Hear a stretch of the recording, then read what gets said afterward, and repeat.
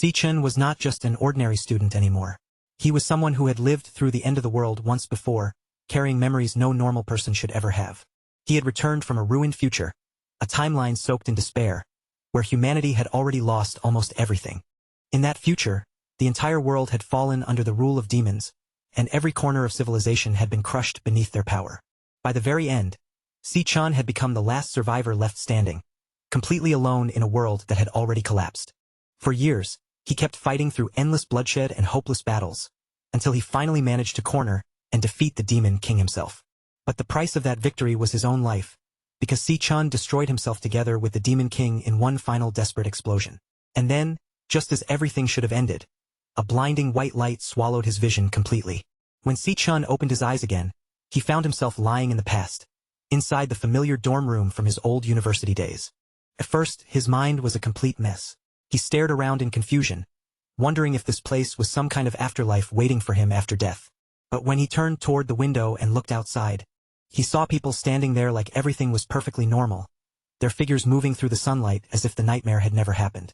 That ordinary sight made Si Chen's thoughts slowly begin to settle, and piece by piece, he started to understand what had really happened. After a long, stunned moment, the truth finally struck him. The wish he had made at the very end had actually come true. Si Chun had returned 10 full years into the past, back to the time when he was still just a university student. But before he could fully process this impossible second chance, a strange holographic screen suddenly appeared in front of him.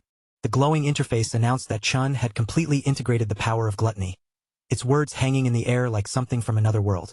As Si Chun stood there staring through the window, he realized that only 3 years remained before the first demon lord, Wrath, would descend upon the world.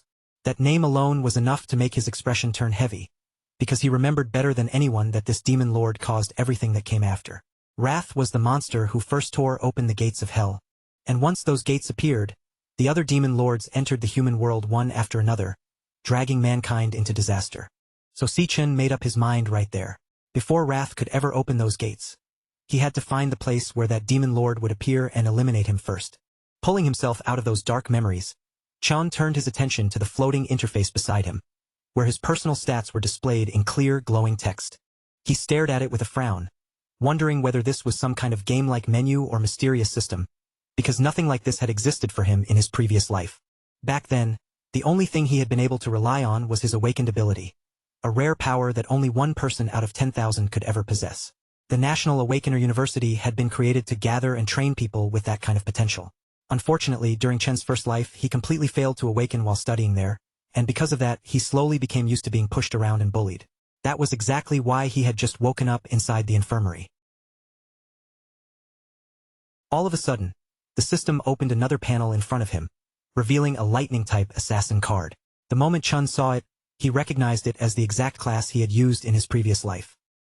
His eyes widened in shock, and for a second, he wondered if he had somehow awakened far earlier than before in this new timeline. Chun immediately wanted to test the class and see what had changed, but before he could switch anything, his roommate and friend Ma Long suddenly appeared. Ma Long was an E-rank flower chanter, a class that already placed him near the very bottom among awakeners.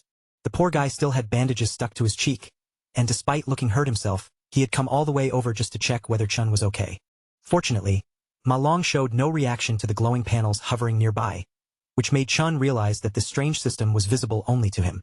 Ma Long leaned in and checked Chun carefully, only to notice that every injury on Chen's body had already vanished. He could not understand how someone who had not awakened could recover even faster than him, an awakened student. Looking at Ma Long's familiar face, Chun immediately remembered what had happened to this friend in his previous life. Back then, Ma Long had successfully awakened during university, but he had still remained one of the weakest awakeners. And after Wrath descended, he was brutally killed on only the 3rd day. Now, seeing his old roommate alive in front of him again, Chun could not help but smile quietly, a faint warmth rising behind his calm expression.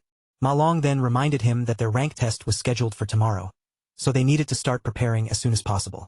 He clearly felt sorry for Chun, believing his friend still had not awakened, but he still reminded him that this test was extremely important if Chun wanted any chance of graduating. Later, as the two of them walked through the lively streets, Chun casually said it had been a long time since he had seen so many people gathered around. The comment sounded so strange that it immediately scared Ma Long half to death. But inside, Chun was thinking about something much darker. If he did nothing in this life, Every person walking around these streets would eventually fall into the same miserable future all over again. Because of that, Chun silently resolved that he had to train with everything he had and raise his level as quickly as possible. There was just one serious problem.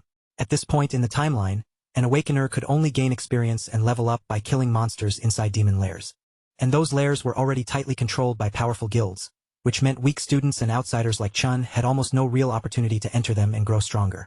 Chun opened his status window again and carefully studied each of his stats, trying to judge how he compared not only with other awakeners, but also with the monsters he would eventually have to face.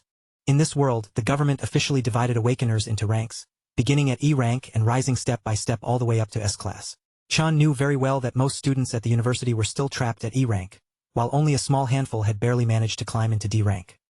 He glanced over at Ma Long beside him and quietly laughed to himself, feeling at least a little confident that his current rank should already be higher than his friends. But right at that moment, a ball suddenly came flying toward them and slammed straight into the poor nerd, knocking his glasses off his face and smashing them to pieces. When they looked over, it turned out they had run into Gong Chang and his lackeys again, the same bullies who had beaten them up only yesterday. Gong Chang stood there with a smug grin on his face and mocked them, asking why they had not brought crates of drinks when they already knew his group would be playing there. Ma Long immediately panicked and started apologizing, even getting ready to spend his own money to buy the drinks. But before he could give in, Chun stepped forward and stopped him, calmly saying that the one who should be apologizing was actually Gong Chang. The moment Chun saw that bully standing in front of him again, the sight dragged him straight back into memories he had never forgotten. In his first life, these same people had once shoved him down and tried to drown him inside a sink like it was nothing. And instead of showing even the slightest guilt afterward, they casually claimed they were only trying to force him to awaken. That day, they did not stop because they felt mercy. They only stopped after Chen's body finally went limp and he completely passed out. Ma Long had rushed over in a panic to check on him, but the instant Gong Chang heard Chen's voice again, he turned back around, ready to hurt him even worse. Snapping back to the present, Chen's eyes turned cold, and he silently decided that this time, these bullies were going to learn a real lesson. After hearing Chun stand up to him, Gong Chang and his lackeys immediately stepped forward, their faces darkening as if they were ready to shut him up by force. Chun looked Gong Chang straight in the eyes, fully aware that this guy only dared to bully the weak because his older brother was the student council president.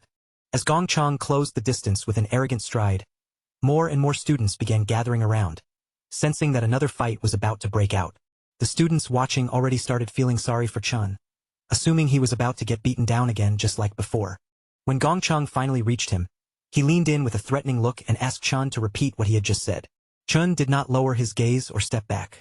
Instead, he calmly repeated that from now on, Gong Chang and his group needed to stop bothering him.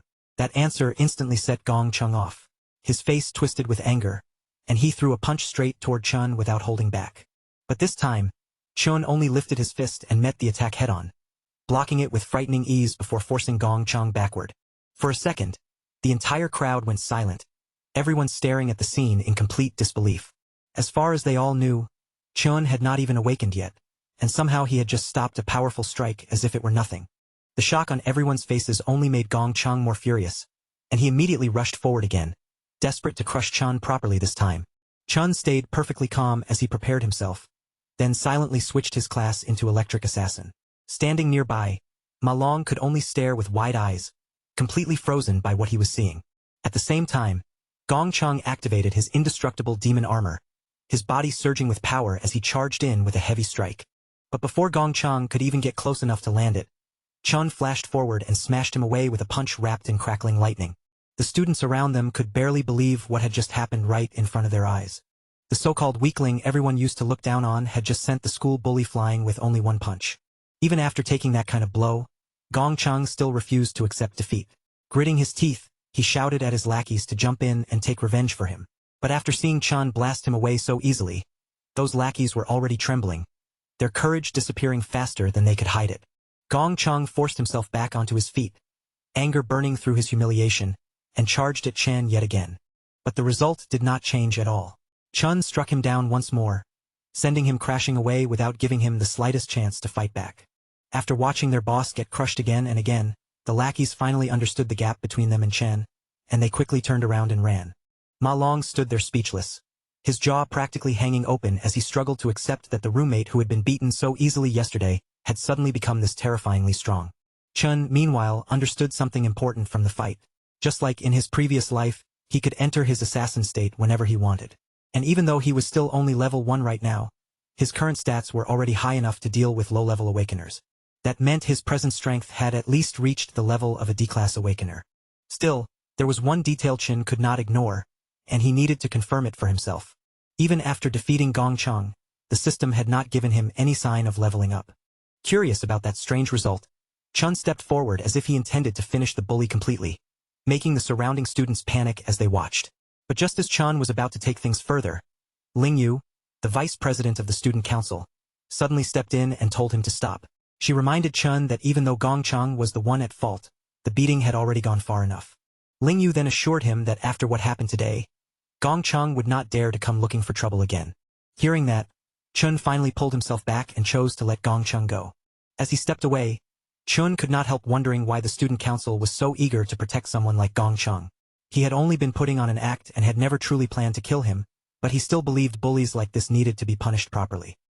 Because if people like Gong Chang were allowed to walk away too easily, they would simply keep picking on anyone weaker than them over and over again.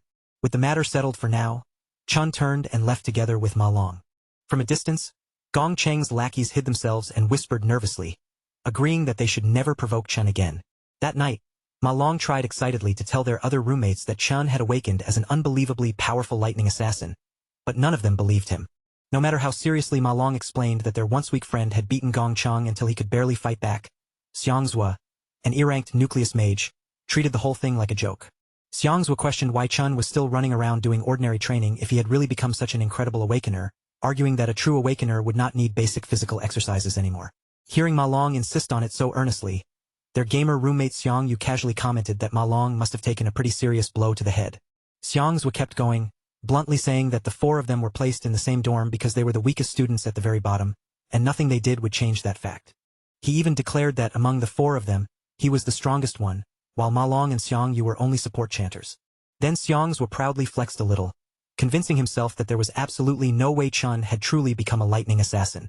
With his confidence swelling higher than ever, Xiangzhua started imagining that maybe, during tomorrow's final graduation test, he might even break through and raise his rank. Meanwhile, at an E-ranked demon lair, Student Council President Gong Ting finished his own training and calmly walked out with Ling Yu at his side. The moment he stepped outside, he noticed his younger brother still lingering nearby, so he turned toward Gong Chang and asked what he was doing there. Gong Chang immediately started complaining, saying that as long as the guy who beat him was still walking around freely, he could not even sleep in peace. He kept pressing his brother, begging Gong Ting to step in and take revenge for him. Gong Ting did not look shaken at all. He simply answered in a calm voice, assuring his brother that he would clean up the trouble Gong Chang had caused. Later, while they sat at the dining table, Ling Yu looked across at Gong Ting and asked how he planned to handle this situation. Gong Ting did not answer directly. Instead, he asked her whether the boy Gong Chang talked about was truly as strong as his brother claimed. Ling Yu reminded him that the entire school had fewer than 10 D-ranked students, and every single one of those rare students had already been recruited into Gong Ting's club. She then added that ordinary students did not even have access to demon lairs the way Gong Ting did, so there should be no normal student capable of standing against him. Outside, while rain poured down heavily, Chun kept running through the storm like a madman, his clothes soaked through and his body drenched from head to toe. He had set himself a brutal goal: run a full 20 kilometers while carrying a bag packed with 100 kilos, almost twice his own body weight. Chun understood better than anyone that basic training was essential for pushing an awakener's limits, because without a strong enough body, high-level powers would eventually become impossible to control. As his feet kept pounding against the rain-soaked ground, memories of his sister, his only remaining family, surfaced in his mind, especially the day she was killed when Demon King Wrath descended into the human world. Back then, that demon lord had slaughtered countless humans in an instant, and Chan had been forced to watch his sister die right before his eyes. From that moment on, defeating that demon king became Chen's most important goal, because Wrath's arrival was the beginning of every disaster that followed. Chen knew that even though 3 years remained before Wrath's descent, the demon lord was already growing stronger somewhere. If Chen wanted even the slightest chance of winning, he had to grow faster than him. Right then, while Chen was still pushing himself through the rain, his sister Si-Yun suddenly called him. The instant he heard her voice again after so many years, Chen froze into silence, unable to speak for a moment. Si-Yun explained that she had not been able to call earlier because she was busy with a competition, and she happily added that if she managed to win a prize, their rent problem might finally be solved. As she continued talking on the other end of the call, Chen simply listened quietly, a soft smile slowly appearing on his face. Deep in his heart, he made a firm promise that this time, he would protect her no matter what and give her the life she truly deserved. After the call ended, Chun returned to his training without hesitation and forced himself to complete 3 more laps around the university. Once he finally finished, he went straight to take a shower, feeling his younger body slowly adapting again and sensing the powerful growth potential hidden inside it. Afterward, Chun sat down alone and began thinking seriously about the demon lairs, those dangerous places that only people with money and influence could freely enter. He knew he had to find some way to defeat monsters, because without monster kills, there was no way for him to keep growing stronger. While this problem circled through his mind, Chun eventually drifted into sleep, only to feel himself being pulled into the gluttony system. When he opened his eyes again, he found himself standing in a strange, unfamiliar space, and immediately wondered whether he had fallen into some bizarre dream.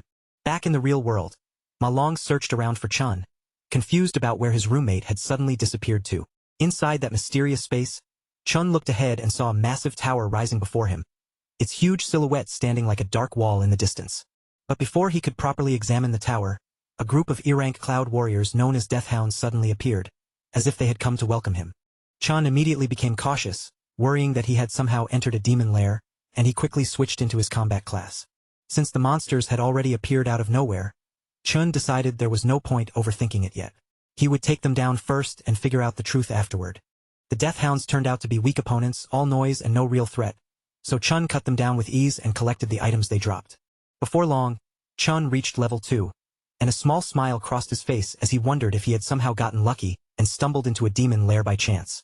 Soon after that, a boss monster appeared in front of him, but even the stronger enemy could not put up much of a fight. Chun sliced straight through the boss, ending the battle quickly and allowing his level to rise again. The experience points from that boss were far greater than what he had received from the ordinary monsters earlier. Then, the boss monster's body was suddenly marked as something that could be devoured, making Chen narrow his eyes in confusion. He remembered the gluttony skill he had seen on his system panel earlier, so he reached out his hand to test what it could actually do. The devouring process finished in an instant, and the monster's body was absorbed into a card right before his eyes. Chun was stunned when he realized what had just happened. Defeated monsters could be transformed into new classes that he himself could use. Very quickly, he understood that this was the exact same terrifying ability once used by the demon lord Lan Yu. The thought that he now possessed a power identical to a demon lord's made Chen's heart shake with unease. In this world, almost everyone was born with only one class, and even the rare geniuses who had 2 were already considered extraordinary. But Chun was different now, because this ability meant he could hold as many classes as he wanted. He could not help wondering how he had obtained such an absurd power, and at the same time, he questioned what that dark tower standing before him truly was. While those thoughts raced through his mind, an overwhelming presence suddenly pressed down on him, and a new demon appeared, gripping 2 S-rank blades. Just from the pressure around it, Chun could tell this demon was clearly S-rank, which meant he had almost no real chance of winning in a direct fight. Even knowing he was badly outmatched, Chun still summoned a lightning sword into his hand, ready to risk everything and fight for his life. But then something strange happened. The demon standing before him looked straight at Chun and somehow called him by name. The demon clashed with Chen again and again, trading strikes with him in the middle of that strange space, but it was painfully obvious that the monster was not fighting seriously at all. Every time its blades came down, it deliberately avoided Chen's vital points, choosing instead to knock him to the ground over and over, as if it were testing him. Only after driving Chen's body close to its limit did the demon finally slow down and open its mouth to speak. It told Chun that if he wanted to live, he could remain here and guard the tower together with it. Chun rejected the offer without hesitation, and the demon immediately punished him by slashing brutally across his arm. The demon then warned that it could end his life at any moment, explaining that the only reason Chun had survived this long was because he was the first person capable of reaching this place. It told him to think carefully one more time, but even with blood running down his arm, Chen's eyes still refused to lose their light. Ignoring the danger pressing down on him, Chun rejected the demon again, making it clear that he had no intention of becoming its guard. Then he shouted with everything he had and rushed forward once more, determined to strike back no matter how impossible the fight looked. But during the entire battle, Chun had not just been getting beaten down. He had been watching the demon carefully, studying every movement it made. He had noticed that before each swing, there was a tiny delay of exactly 0.4 seconds. That narrow window was enough for him to read the angle of the demon's wrist, predict the path of the blade, and dodge at the perfect moment. He had also caught another weakness. After every attack, the demon paused for 0.2 seconds before it could recover. Chun planned to use that tiny opening to slip past its guard and aim his next strike directly at its heart. Even after pulling off such a dangerous move, Chun knew the truth very clearly. As a D rank, he could not truly defeat an S rank monster, so his real plan was only to paralyze it long enough to escape. He managed to land the move exactly as planned, then immediately turned and sprinted toward the only light he could see, hoping desperately that it was the exit. But just as Chun reached that glow, the light suddenly disappeared right in front of him. The demon calmly told him that the light had only been an illusion, and that in this place, there was no real way out. It then explained that this palace was not a demon lair at all, though it still praised Chun for discovering the flaws in its attack so quickly. The demon finally revealed its true name as Purgatory Rakshasa, then told Chun that he really was the one capable of bringing hope. When Chun looked more closely at Purgatory Rakshasa's body, his expression suddenly changed in shock. He realized that this exact appearance was something he had seen before on Demon King Lan Yu. Chen's mind immediately flashed back to the final battle before he returned to the past, when the enemy standing against him had been far more than an ordinary demon. During that desperate fight, the creature had first transformed into a massive dragon. After that, it kept shifting into other terrifying high-level monsters, each form more dangerous than the last. It unleashed boiling magma, poisonous vines, and lightning so powerful that it even surpassed Chen's own.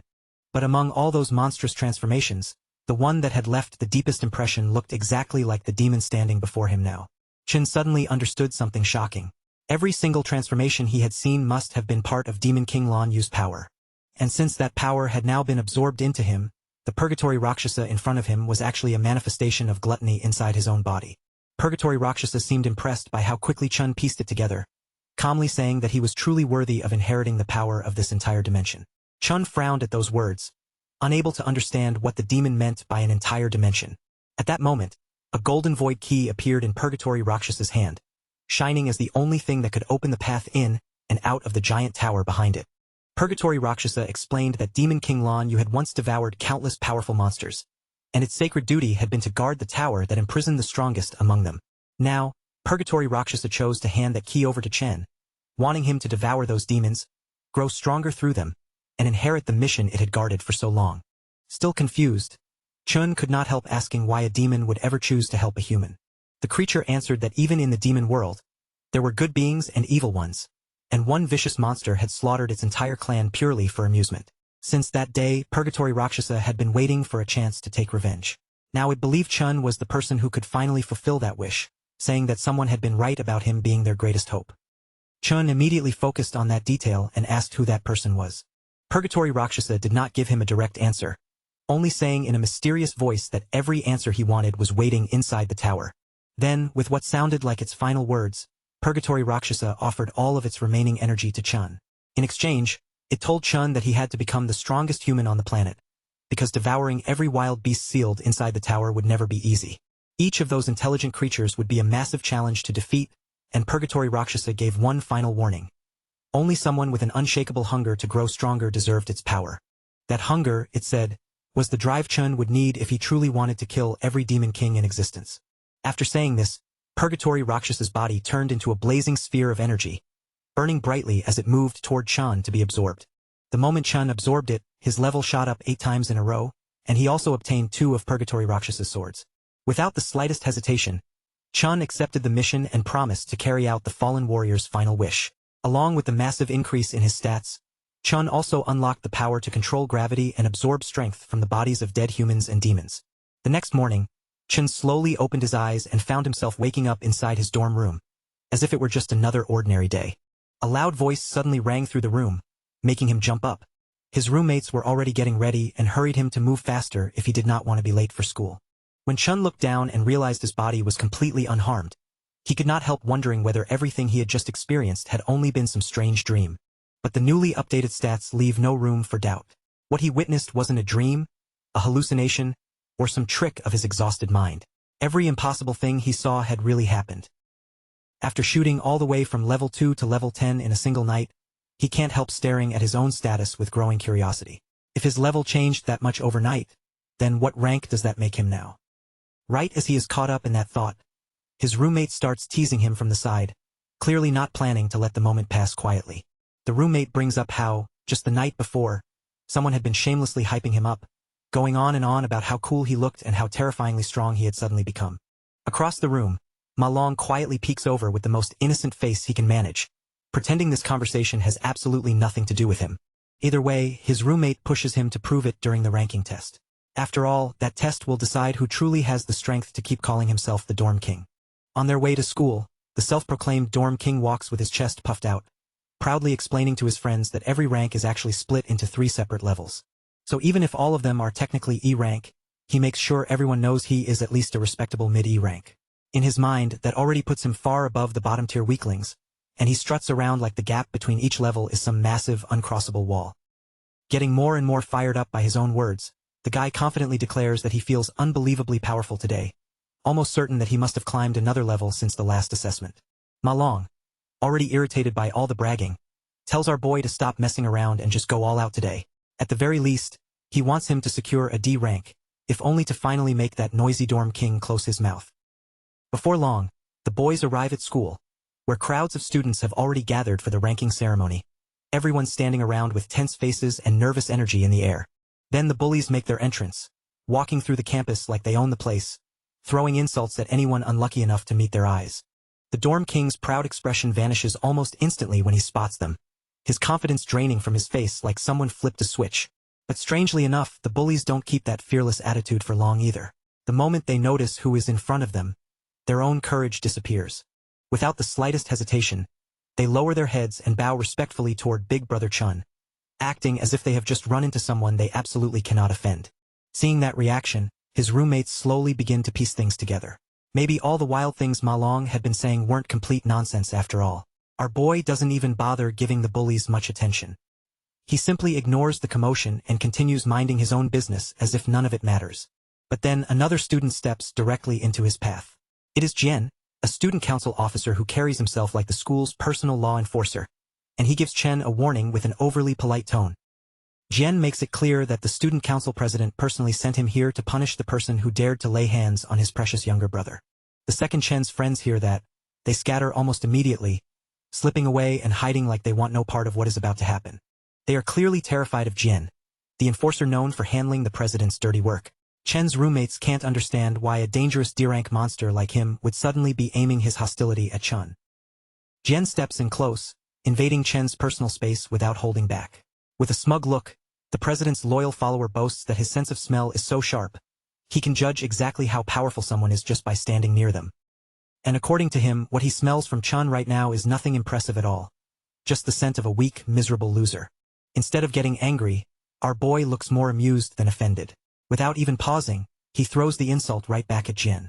The moment Jian is called a dog, his expression twists with rage, and he completely loses his temper on the spot. Before the situation can explode into an actual fight, the overgrown pup's master orders him to stand down, making it clear they are not going to create a public scene in front of everyone. After looking into what happened, he discovered that his younger brother had actually been the one who started the conflict in the first place. So in the end, getting beaten up was simply the natural consequence of picking a fight with someone far beyond his ability to handle. Even so, after saying that, the president fixes Chun with a cold glare, sharp enough to feel like daggers cutting through the air. But our hero doesn't shrink back at all.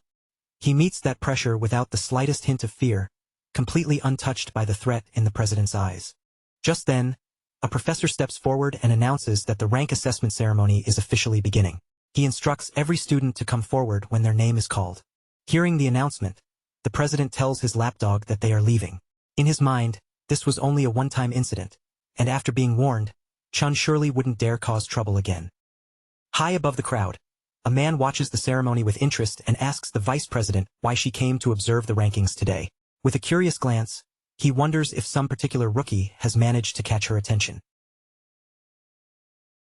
The woman only gives a faint, knowing smile, saying that this year's assessment is going to be rather interesting. Before long, Xiang's name is called out, drawing the dorm king's attention as his turn finally arrives. The dorm king suddenly looks a little nervous as he steps toward the door, his earlier confidence no longer quite as steady as before. The moment he passes through, the atmosphere on the other side changes completely, as if he has stepped out of the school and into another world. The assessment is carried out one student at a time inside a special demon lair. Deep within that space sits a demon heart connected to wires, and by absorbing an awakener's energy, it measures both their current rank and their future potential. Once the Awakener releases their full power, the signal is transmitted back to Earth, and only then are the assessment results revealed for everyone to see. When the Dorm King's result appears, his rank turns out to be exactly the same as it was during the last test, without even the smallest improvement. However, the professor frowns in confusion when the potential score does not appear right away, the delayed result making the room feel strangely tense. Ma Long fixes his eyes on the shifting numbers, watching every flicker of the display as if the next second might change everything. But after all that suspense, Xiang's maximum potential finally appears, and it is only C rank. He walks out looking completely deflated, finally realizing that the progress he had imagined was nothing more than wishful thinking. His roommates try to cheer him up, telling him not to take it too hard since, in the end, they are all stuck in the same situation. After all, every one of them is still trapped at E rank, and even at their best, their future potential only reaches C rank. A short while later, the president's lapdog walks out with his head held high. His current rank is still lower D, but his potential is enough to reach a rank, and that alone gives him plenty of reason to look proud. Chen's roommates begin to lose hope as they look around, because by now they have already seen close to 10 students reach D rank. Even the professors are visibly shocked by the results. For students who have barely any real combat experience, breaking past E rank is supposed to be extremely rare, yet today far too many have already done it. Filled with excitement, the professors call the next student forward. This time, it is the president himself, the one carrying nearly everyone's expectations on his shoulders. All eyes immediately shift toward Gong Ting, the student who is already powerful enough to be a guild master, as he calmly walks onto the stage. Our boy remains completely composed, standing there without the slightest trace of panic as he quietly waits for his own results to appear. Everyone in the academy already knows Gong Ting's background. 2 years ago he was only a lower D rank, but the highest result in the school's history has never gone beyond middle D rank, so now the whole crowd is wondering if the president is about to break that record for good. Inside the demon lair, the demon heart reacts to Gong Ting's arrival, and its closed eyes slowly open, as if the creature has sensed a powerful presence stepping into its domain. Even then, the president still can't release every bit of power hidden inside him, leaving some of his true strength restrained beneath the surface. But deep down, he has no intention of graduating quietly. He wants to leave with a result so dazzling that his name will be carved into the Academy's history as the undisputed #1. The moment the professors see his potential grade shine with a brilliant golden glow, their eyes widen, and for a second, they can hardly believe what they are looking at. Their doubts disappear almost immediately when Gong Ting's high D rank is confirmed, and the result hits them so hard that even the experienced professors are left stunned. And that isn't even the most shocking part. The instant the crowd sees that he has the first recorded S-rank potential in history, excitement explodes through the entire ceremony. The president's followers instantly lose control of themselves, praising their boss again and again as if they are witnessing the rise of an untouchable genius. Even Chen's roommates can't stop the jealousy from burning in their eyes, because right in front of them, it feels like a legend is being born on the spot.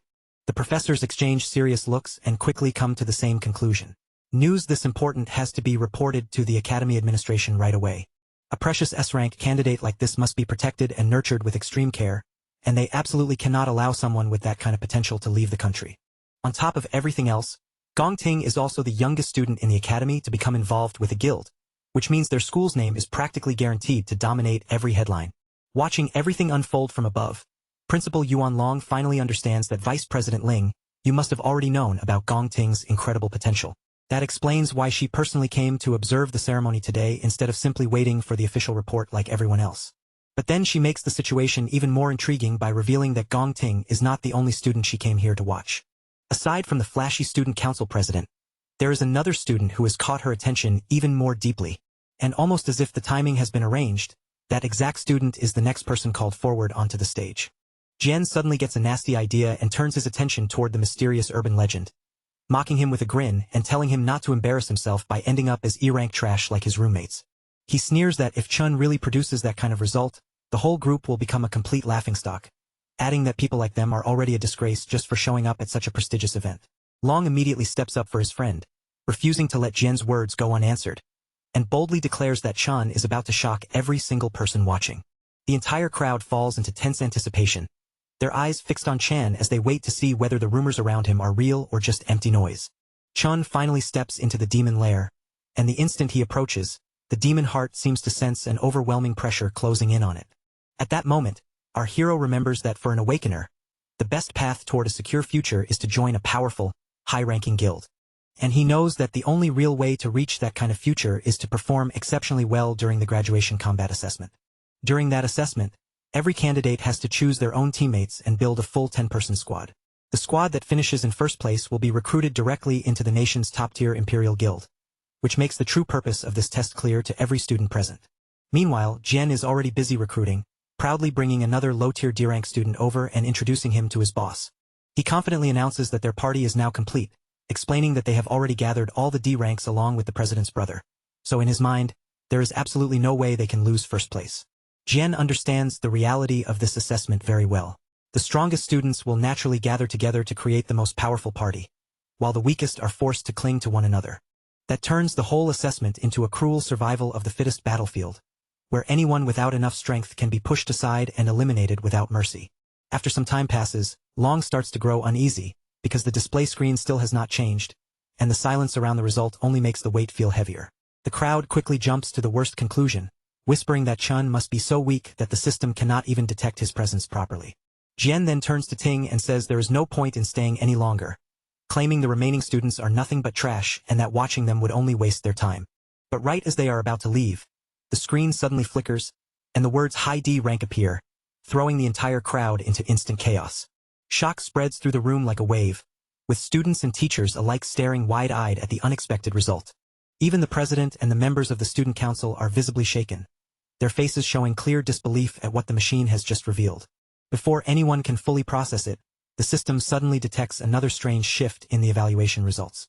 It turns out Chun is using the system to test something for himself, checking how his level 10 base stats in his ordinary physical form translate under the assessment's measurement. After confirming that this normal state gives him a D rank, he switches his class to the Infernal Death King, the weakest of all the classes he has devoured so far. The result changes instantly, jumping from high D straight to mid C, and the sudden leap leaves the crowd completely blown away. The student council can barely accept what they are seeing, struggling to believe that the assessment machine is still functioning the way it should. Even the scientists begin to question the situation, staring at the unstable readings and wondering why the results keep changing so wildly. Before long, they start suspecting the machine may be damaged beyond repair. At that exact moment, the demon heart itself becomes unstable, and the displayed results begin to shift strangely once again. Chun notices the abnormal reaction right away, and instead of stopping, he decides to switch into an even stronger class, transforming into the Purgatory Rakshasa. The demon heart grows increasingly anxious as violent energy surges around it, and outside the demon lair, a storm begins to gather with terrifying force. Jian shouts in complete confusion, treating the storm like some kind of celestial omen, as if history itself is being rewritten and their dorm has somehow produced a divine monster. In the very next moment, Chen's potential suddenly flickers to S rank, leaving both the scientists and President Ting frozen in stunned silence. But just when everyone thinks the shock has reached its limit, the system abruptly displays a warning. The warning states that the user's potential has exceeded the system's maximum load, making it impossible to detect his true limits under the current settings. Jian's mind almost crashes on the spot, as if his brain has been hit with a blue screen of death. The shock is so intense that for a moment, it looks like his soul is about to leave his body entirely. As the system starts breaking apart under that terrifying pressure, the scientists rush forward in complete panic. Their first thought is no longer the machine, but making sure the student inside doesn't get injured. But the moment they finally reach the testing area, every one of them freezes in place, their faces stiff with disbelief at what they are seeing. Where the demon heart should have been, all that remains is something shriveled and dry like an old raisin. The device has been completely burned out after being pushed far beyond what it could handle. In the end, it seems Chun may have frightened that demon heart just a little too badly. Even so, Chun still ends up devouring what is left of it, and from that he gains a new ability. Now he can see other people's ranks directly, while also receiving warnings whenever danger is nearby. When he walks out of the demon lair, he is pleasantly surprised to find that everyone's rank now appears clearly in front of his eyes, almost like labels floating over them. But then he quickly notices something even more interesting. The president has been hiding his true potential, and beneath that impressive image, he is actually only a mediocre C rank at best. The scientists soon step out with awkward expressions and explain to everyone that the demon heart suffered what can only be called a heart attack from extreme overload, so the testing has to be paused for now. They classify Chen's abnormal stats as a possible error, and announce that a full report will be submitted to the higher-ups for further review. As for the remaining students, they are told to return the next day, when a replacement testing device will be ready. On the way back, Chen's roommates can barely contain themselves. After what he just did in front of the entire school, they hype him up like he has already become an absolute legend. Jian, on the other hand, clearly cannot swallow his jealousy, and the frustration is written all over his face. He angrily calls Chen a fraud, then demands compensation for breaking the machine and wasting the student council's time, acting exactly like a sore loser who cannot accept what just happened. Just as Chen's patience reaches its limit and he looks ready to crush the guy right there, Ting suddenly steps in and immediately calls Jian out. The president warns him not to show disrespect toward their teammate, and the words hit Jian so hard that he is left completely stunned. Then Ting turns toward Chen and extends his hand, openly inviting this newly revealed powerhouse to join his team. With calm confidence, Ting promises that if they work together, they will without a doubt achieve the highest score the Academy has ever seen. Behind him, Jian starts to panic.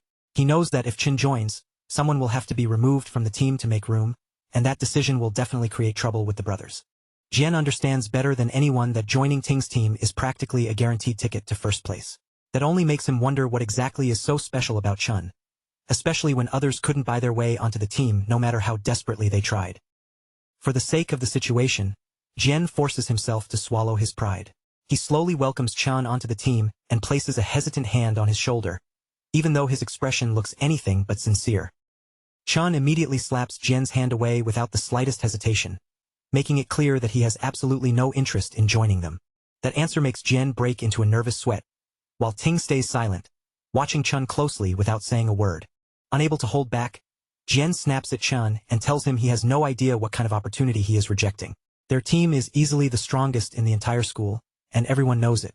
Chen simply turns his back and starts walking away, saying their business has nothing to do with him. To him, their whole group is just too noisy and annoying to deal with. Before leaving, he tells them not to bother him again. Jian stands there boiling with anger, furious after being rejected in such a blunt and public way. It does not take long for the entire school to start gossiping about Chen's refusal, and the news spreads through the academy almost instantly. Most students assume that after revealing a C rank, Chen must be planning to chase first place on his own. And with that, the whole school suddenly has a new drama to watch unfold right in front of them. Chen's roommates, meanwhile, are enjoying every second of it. Seeing the humiliated looks on Jian and Ting's faces after such a brutal public rejection is almost too satisfying for them. The president keeps his composure and calmly tells Jian not to worry, saying that if Chen has his own plans, then they should simply let him have them. From above, the principal watches the whole situation and lets out a disappointed sigh. He had truly hoped those boys would end up working together. In his mind, if they teamed up, they might have been able to break a new school record. But Ling sees it differently, pointing out that things have become far more interesting this way. She explains that Ting was raised in wealth and privilege, always used to getting what he wanted, so there is no way he will see this refusal as something harmless. Ling reminds the principal that once someone injures the president's pride, he is definitely not the kind of person who will simply let it go. Jian keeps grumbling in frustration, insisting that Chen only dares to act arrogant because a testing error happened to show him as a C rank. Ting, however, hints that the result may not be completely fake. Even if the chance is small, he admits that he cannot allow anyone to threaten his position as first place. Jian remembers that Chen is most likely just an ordinary student with no real battle experience. The student council members, however, are elites who secretly trained inside a demon lair to grow stronger, so he suggests going to teach Chen a lesson for being so disrespectful. Ting immediately cuts him off and asks, with a cold edge in his voice, whether Jian really thinks their president is petty enough to do something like that. Jian instantly realizes he has said the wrong thing and quickly apologizes. Ting then cancels their karaoke plans and tells Jian to handle the situation on his own. He adds coldly that whatever Jian decides to do from here has absolutely nothing to do with him. Chen understands the meaning hidden behind those words right away, seeing through the president's intentions without needing anything spelled out. Soon after, a spy approaches Jian and reports that Chen has already left the school, apparently heading home for a while. The spy also mentions that Chen did not even stop to eat before leaving, which makes the timing even more convenient for them. To Jian, this is perfect luck. His excitement rises as he imagines crushing Chen outside the academy, somewhere no teacher or student can step in to protect him. Meanwhile, as Chen crosses the street, a memory from his past life suddenly surfaces in his mind, dragging him back to a disaster he has not forgotten. In that past life, a top guild once attempted to clear a demon lair located in the Saint He country area. But inside that lair, they encountered a brand new monster known as Wrath.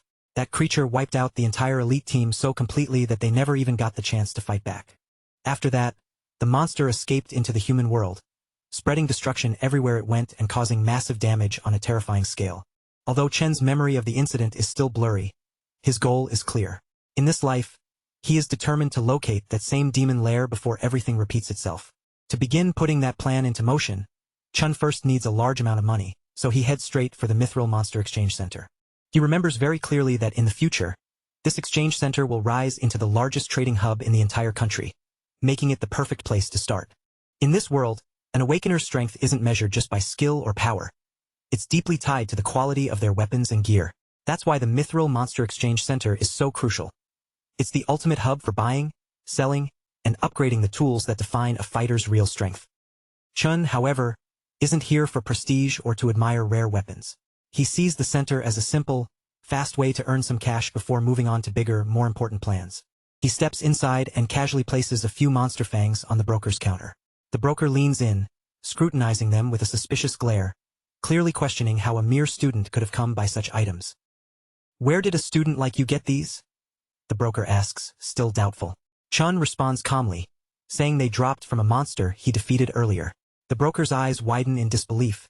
He's never seen fangs quite like these before. Chen's assistant steps forward, explaining that the fangs come from an E-class monster known as a Sang Sin beast. She adds that these fangs can either be crafted into an E-grade weapon or ground into powder for various purposes. But the rude broker cuts her off, tossing the fang back onto the counter with a smirk. "A grade? That's practically worthless," he scoffs. He brags that the shop serves VIPs only, high-status awakeners dealing in D-grade items or better. That's his excuse for being completely unfamiliar with such a low-tier E-grade item. Inwardly, he complains about the lack of wealthy customers lately, and sees no reason to waste his energy helping a low-level student. After all, it won't help his promotion prospects. Irritated, he labels Chin a nuisance and dumps the transaction on his assistant Lee before striding away without another word. Lee, however, remains polite. She hands Chun an envelope of cash and gently asks if he needs assistance with anything else. Chun opens the envelope to find 18,000 in currency. Smiling, he decides it's more than enough to cover his rent for now, leaving him stress-free. He then pulls out the glowing greatsword he obtained from the Purgatory Rakshasa. The moment the blade appears, Lee's attention locks on it completely. She can't help but lean closer, eyes wide with curiosity. Though she has never seen anything like it, she guesses that the weapon must be at least B-grade, maybe even A-grade given the faint aura it radiates. The broker returns and laughs derisively at her guess. "A grade? Those cost around $1 million, he says. He boasts that after years of working here, he has never personally laid eyes on an A-grade item. At that moment, the shop owner walks in calmly. He glances at the sword and announces that it is neither A-grade nor B-grade. The broker immediately praises his boss's insight, smugly agreeing that a mere student could never possess such a valuable weapon. But the owner clarifies, revealing that the greatsword comes from the Purgatory lands and is, in fact, an S-grade item. Both the broker and Lee freeze mid-motion, completely shocked by this revelation. The owner steps forward, warmly shaking Chen's hand and welcoming him as an honored VIP guest of the exchange center. He gestures toward the VIP room and tells Chun to request anything he needs, making it clear that he is free to explore the finest items at his disposal. Chun feels an immediate sense of satisfaction. Everything is unfolding just as he had anticipated. The guild boss, Qingzhu, has finally appeared right on schedule, exactly when Chun planned it. Once they settle into the VIP room, Qingzhu turns to Chan and asks how much he wants to sell the greatsword for. Without hesitation, Chun names a price of 1 million, which leaves the green-haired guild boss momentarily stunned. The boss explains that such a weapon could easily fetch tens of millions due to its rarity and power, hinting at its incredible value. Chun calmly explains, however, that he isn't selling it outright. He just wants to use the greatsword as collateral for a 1-month loan of 1 million. This statement surprises Qingzhu even more. He immediately recognizes Chen's sharp intellect and begins to wonder exactly who this young man is. Chun continues, outlining that he will repay the principal in 30 days and cover the interest the following month. Before responding, the guild boss politely asks Lee to step outside, wanting to discuss the terms privately with Chun. Once Lee leaves, the man notes that he is aware Chun attends the National Awakener University, where seniors are about to graduate soon. He also mentions that he knows the graduation test is in 30 days and that the prize money for first place is exactly 1 million, the perfect sum for this loan. Then he looks Chun in the eye and asks whether he is truly confident he will take first place in the upcoming test. Qingzhu immediately deduces that Chun must be desperate for money and wouldn't be taking this risk unless he had no other choice. After considering the situation, he offers to lend Chun 1.5 million instantly, with no interest whatsoever. He extends his hand with a warm smile, declaring that this is just the beginning of a beautiful partnership between them. Chun stands silently, momentarily speechless at the generosity of the offer. The man reassures him that not a single word of this deal will leave the room. All he asks in return is that Chun comes to his guild whenever he needs to trade anything else. Chun thinks to himself, amazed that this man saw right through the situation without trying to scam him. He now understands why Qingzhu becomes such a powerful and influential figure in the future. With that realization, Chun shakes the guild boss's hand, recognizing that building strong allies will be essential if he ever hopes to defeat the Demon Lord. A few moments later, the contract is signed, and the money is transferred to his account instantly, solidifying the deal. The guild boss then asks if Chun needs to borrow a weapon for the upcoming test, given that he just used the greatsword as collateral. Although the guild doesn't have any S-rank weapons available, they still have an impressive selection of high-quality A-rank gear for him to choose from. Chun shakes his head and tells him not to worry about it. Instead, he simply summons the other greatsword he acquired earlier, leaving the guild members completely awestruck. With everything settled, Chun takes his leave from the exchange center. Immediately after, the guild boss rewards the pink-haired girl for her role in bringing in such a high-level client, promoting her to supervisor. Before leaving completely, Chun realizes he forgot to pick up something and turns back toward the counter briefly. A few hours later, Chun is patiently waiting at a bus stop, his mind reflecting on past struggles. He recalls how, in his previous life, he had to fight tooth and nail to reach the top, and how the world treated him like nothing more than trash along the way. Back then, Chun worked shift after shift with almost no room to breathe, pushing himself to the limit just so they could scrape together enough money to survive. Every month, he and his younger sister were forced to live on the edge, cutting every expense until their lives felt no different from being one step away from homelessness. At that time, his sister Si-yoon had actually been accepted into the university she had always dreamed of attending. But when the chance finally came, she gave it up and casually said the school was simply too far away from her brother. But Chun knew the truth deep down. Si-yoon was not worried about distance at all. She was afraid that chasing her own dream would place an even heavier financial weight on his already exhausted shoulders. Back in the present, Chun stands there waiting, his eyes scanning through the people around him as unease slowly rises in his chest. He cannot help wondering why Si-yoon still has not appeared, so he starts looking around more carefully. Right then, a familiar voice suddenly rings out from nearby, scolding him without mercy and calling him an idiot for searching around the entrance when he should have been waiting near the exit. It is Si-yoon. She drags a huge suitcase behind her with both hands, looking completely worn out, and immediately complains that they are broke again because the rent has swallowed up almost every bit of money they had left. But Chun does not answer right away. He just stands frozen in place, his eyes locked on her face, because for him, it has already been 7 long years since the last time he saw his sister alive in front of him. Si-yoon, not noticing the storm of emotions crashing through him, casually tells him to stop standing around and come help her carry her bags. When Chun still gives no reaction, she leans closer and waves her hand back and forth in front of his eyes, trying to pull him out of his daze and figure out what is wrong with him.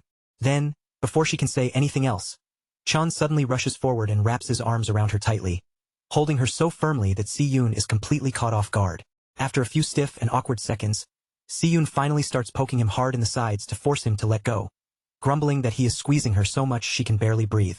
She frowns at him and says he has been acting really strange lately, even teasing that maybe the girl he likes finally turned him down.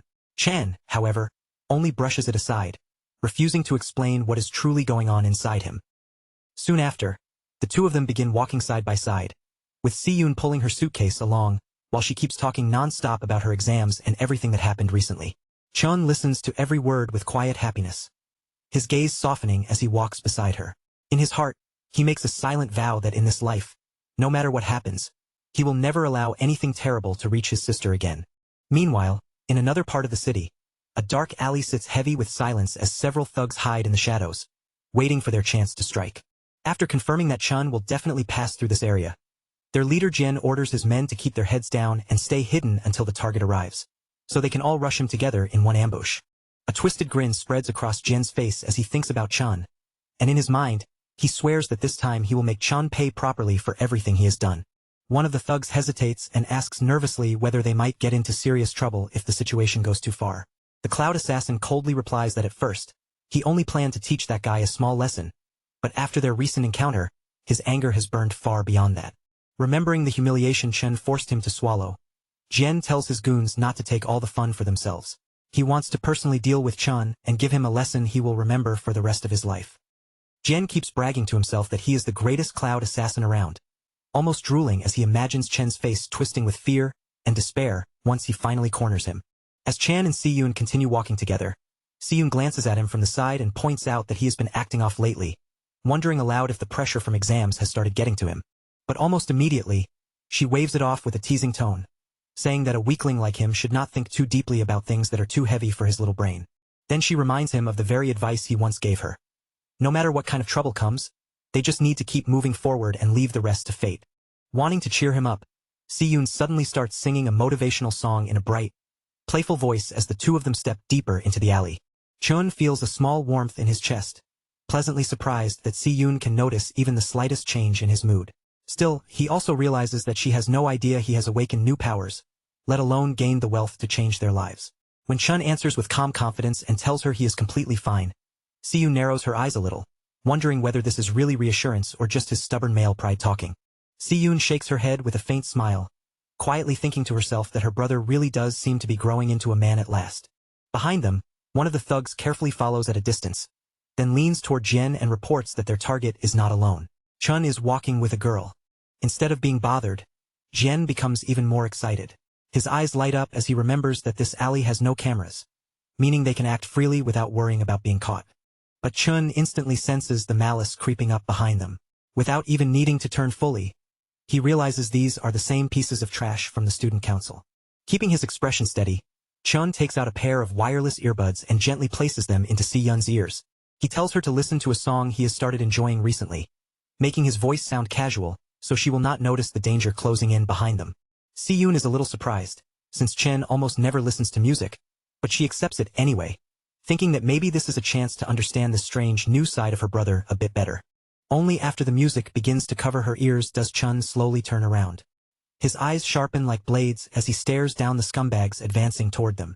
With the song playing clearly in Si-yoon's ears, the thugs suddenly charge forward from the alley shadows, and in the next instant, the fight erupts. Chun instantly switches into his lightning class, electricity-like power surging through his body. In his mind, he remembers that 7 years have passed since he lost his sister, and now that he has finally gotten her back, he refuses to let anyone threaten her again. Rage flashes through him as he wonders where these lowlifes found the courage to attack them. Then Chun shoots forward with terrifying speed, moving like a bolt of lightning tearing through the alley. The first thug barely has time to react before Chen's kick slams into him with brutal force, sending him flying backward and making the others break into a cold sweat. Chun does not slow down for even a second.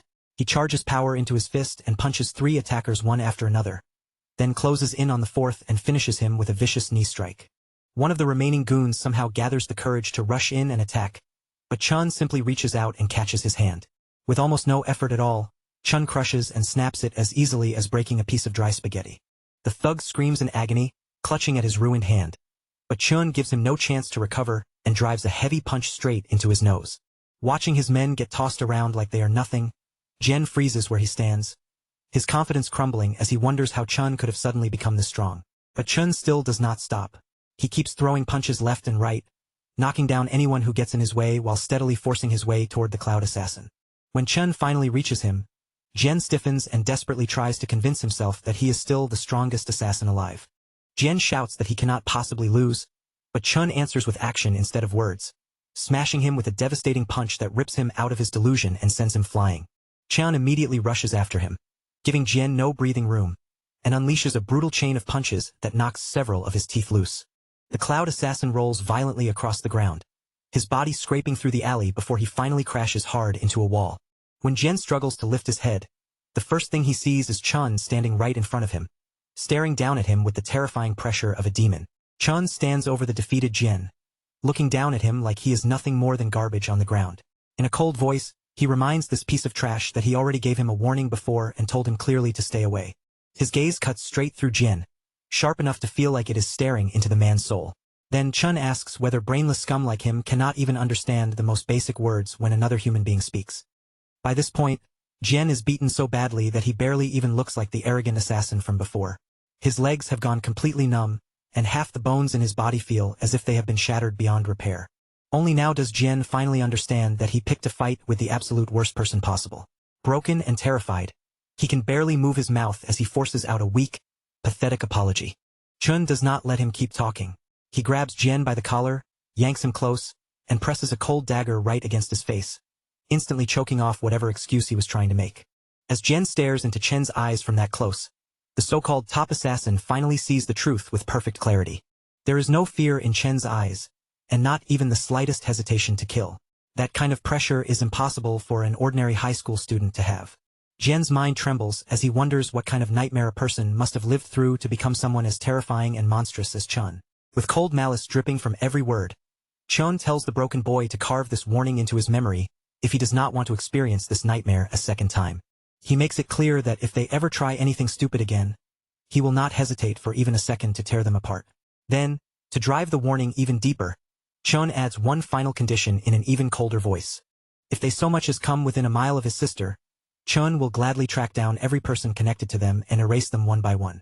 Once his message is delivered, Chun lets the dagger drop and calmly walks back towards Si-yoon, as if nothing happened, returning to her side before the background song even has time to finish. Meanwhile, Si-yoon is completely lost in the music, her emotions swelling until tears gather in her eyes. The lonely, heartbreaking lyrics hit her so hard that she can barely hold herself together. She cries quietly, feeling both heartbroken and confused as she wonders what her brother must have gone through over the years to change so much.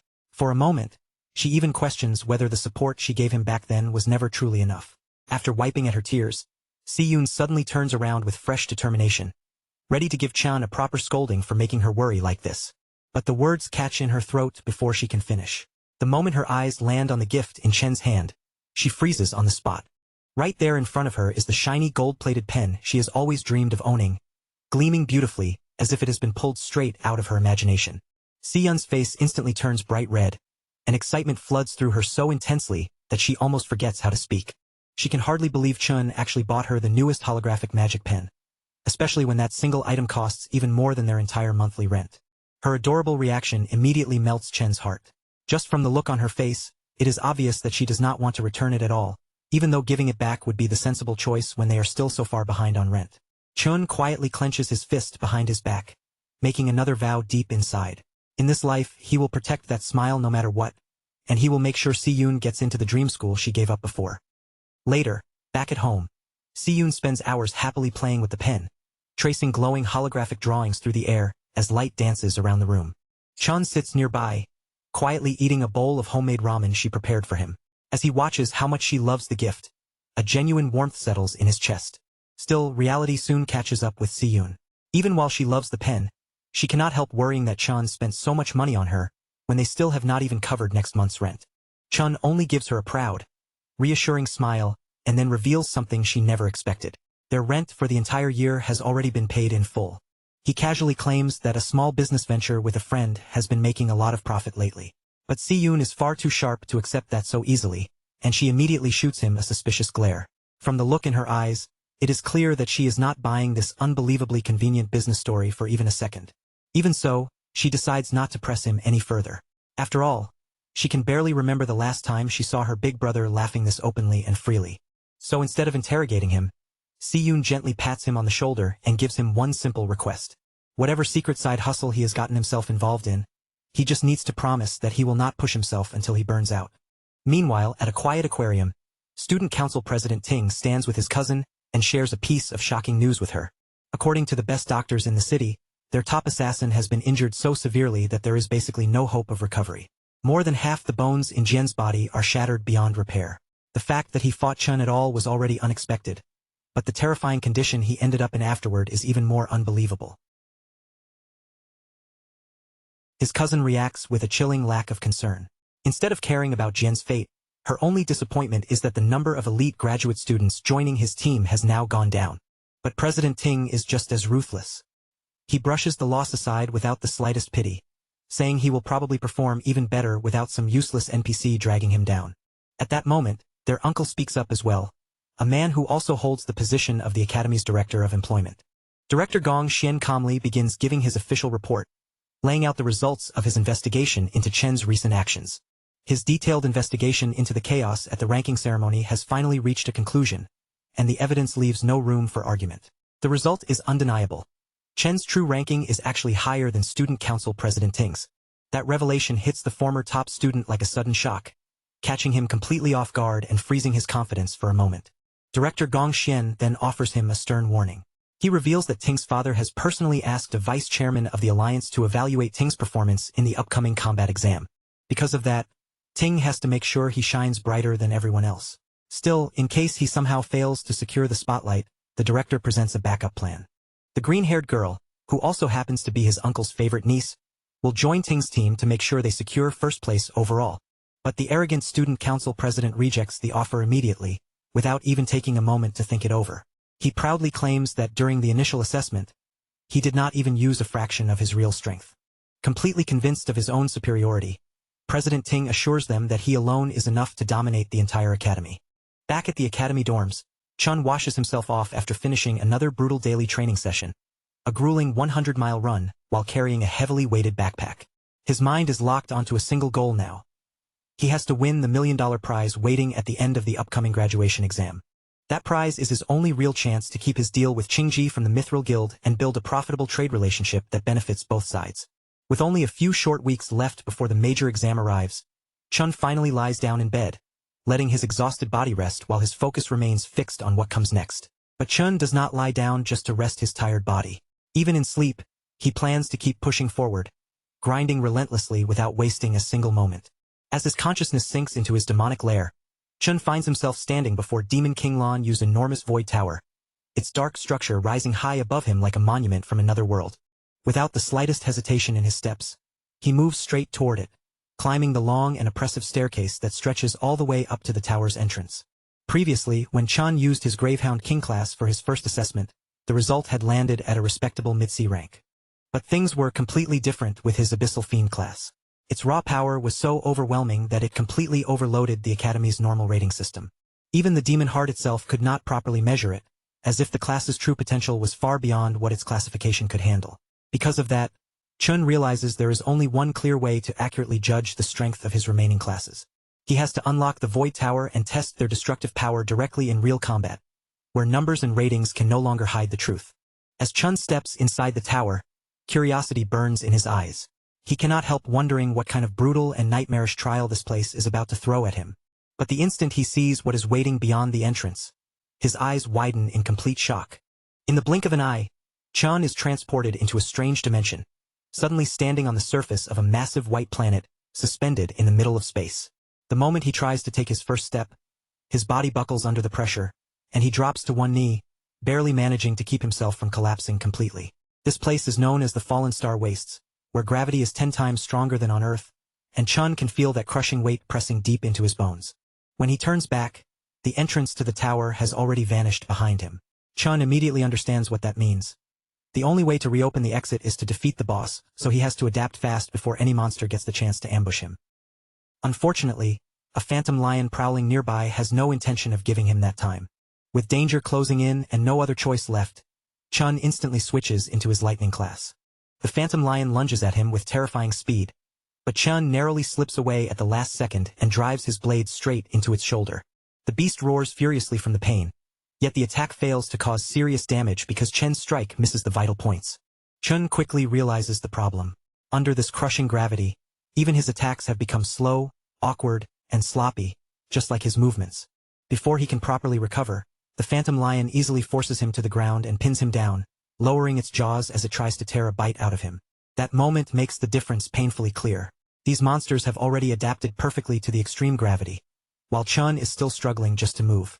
Chun lets the lion bite into his arm for a brief moment, enduring the pain just long enough to switch into his Abyssal Fiend class. The instant the change takes effect, his body is filled with a completely different kind of stat boost. By giving up some of his speed, Chen gains a huge increase in raw strength and stamina, exactly the kind of power he needs for close-range combat under this pressure. The shift in class immediately turns the battle around, and Chun slams the aggressive beast down with enough force to flip the entire fight in his favor. Rakshasa's gravity manipulation proves to be incredibly useful here. On a planet where gravity is already 10 times stronger than normal, adding a 3 times multiplier makes every impact brutally heavy.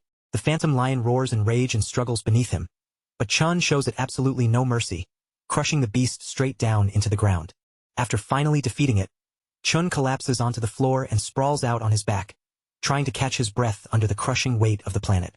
Then Gluttony suddenly surprises him with a well-earned level-up notification, giving him at least one reward for surviving that brutal fight. From there, Chun learns something important. Every class he owns has its own star rating. Those stars represent how much his stats increase whenever he switches into that class, and right now, Purgatory Rakshasa has the highest star rating out of every option available to him. But even with that powerful advantage on his side, Chun still had to fight for his life just to defeat a single B-rank Phantom Lion. That truth makes one thing painfully obvious. Chun is still nowhere near reaching the full potential of his SSS rank talent.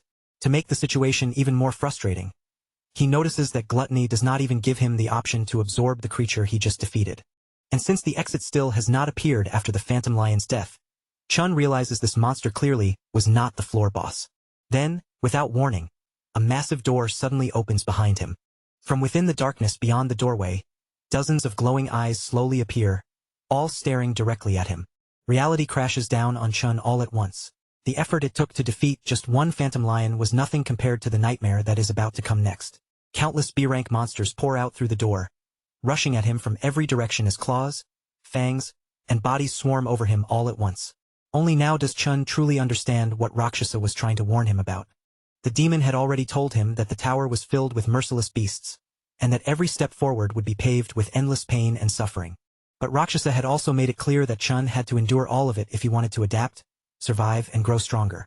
Chun suddenly jolts awake from his sleep, his body snapping up as if he has just clawed his way out of the worst nightmare of his life. Everyone else in the room is still sleeping peacefully, completely unaware that Chun has just experienced the agony of being ripped apart by monsters. At last, Chun understands the truth. Purgatory's Void Tower is not some easy shortcut that will let him level up instantly. He is only standing at the very beginning of a long, brutal, and painful road. A few weeks pass, and at long last, the day of the Academy's graduation exam finally arrives. Many VIPs have gathered to watch the new batch of promising students, their eyes fixed on the young talents who may soon rise through the ranks. Before the exam begins, a new rule for team formation is announced. Every party must include at least one student who has reached high E rank. When it is finally time for the students to form their teams, another announcement follows. From this point on, all students are able to see each other's ranks. With everyone's strength now visible, the students can quickly judge who is worth recruiting and decide who they want to bring into their group. The student rankings are displayed in a clear order, starting from the highest ranked students at the very top and moving all the way down to the weakest names at the bottom. But as Ma Long scans through the list, his expression quickly changes. He notices something strange almost immediately, like one detail on the board does not make any sense. Chun is just as confused. When his eyes finally land on his own name, he finds it sitting all the way at the very bottom of the list, as if his previous results never existed. In an instant, everyone's attention shifts toward him. The students all stare in disbelief, wondering how someone known as a high-grade awakener could possibly be placed in the lowest position. The jealous students seize the chance right away, whispering and mocking him as they convince themselves that his original high rank must have been nothing more than a testing mistake. Even so, no matter how much they talk trash, they cannot fully deny Chen's real strength. Deep down, they all know that if he joined their team, their final score would rise by a huge amount. Student Council President Ting stays silent as the room fills with whispers. Around him, people quietly gossip about the fool who must now regret rejecting the president's invitation. But the person truly pulling the strings behind this dirty move is none other than President Ting's own uncle, Gong Xian. Gong Xian had already calculated everything. If Chen's name appeared at the bottom, no one would dare invite him into their party. And if Chun could not even qualify for the test, then he would never get the chance to challenge the president's team.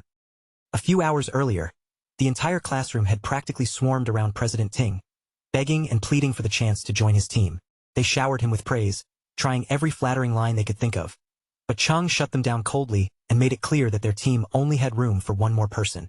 Now, back in the present, almost every other student has already found a group, leaving only the weakest dorm standing there with no one willing to join them. Ma Long explains that they already tried asking everyone they could, but every single person turned them down, refusing to team up with their dorm. At the moment, they only have 4 people, and because of that, they do not meet the requirement to participate in the graduation test. He complains that the timing is way too suspicious.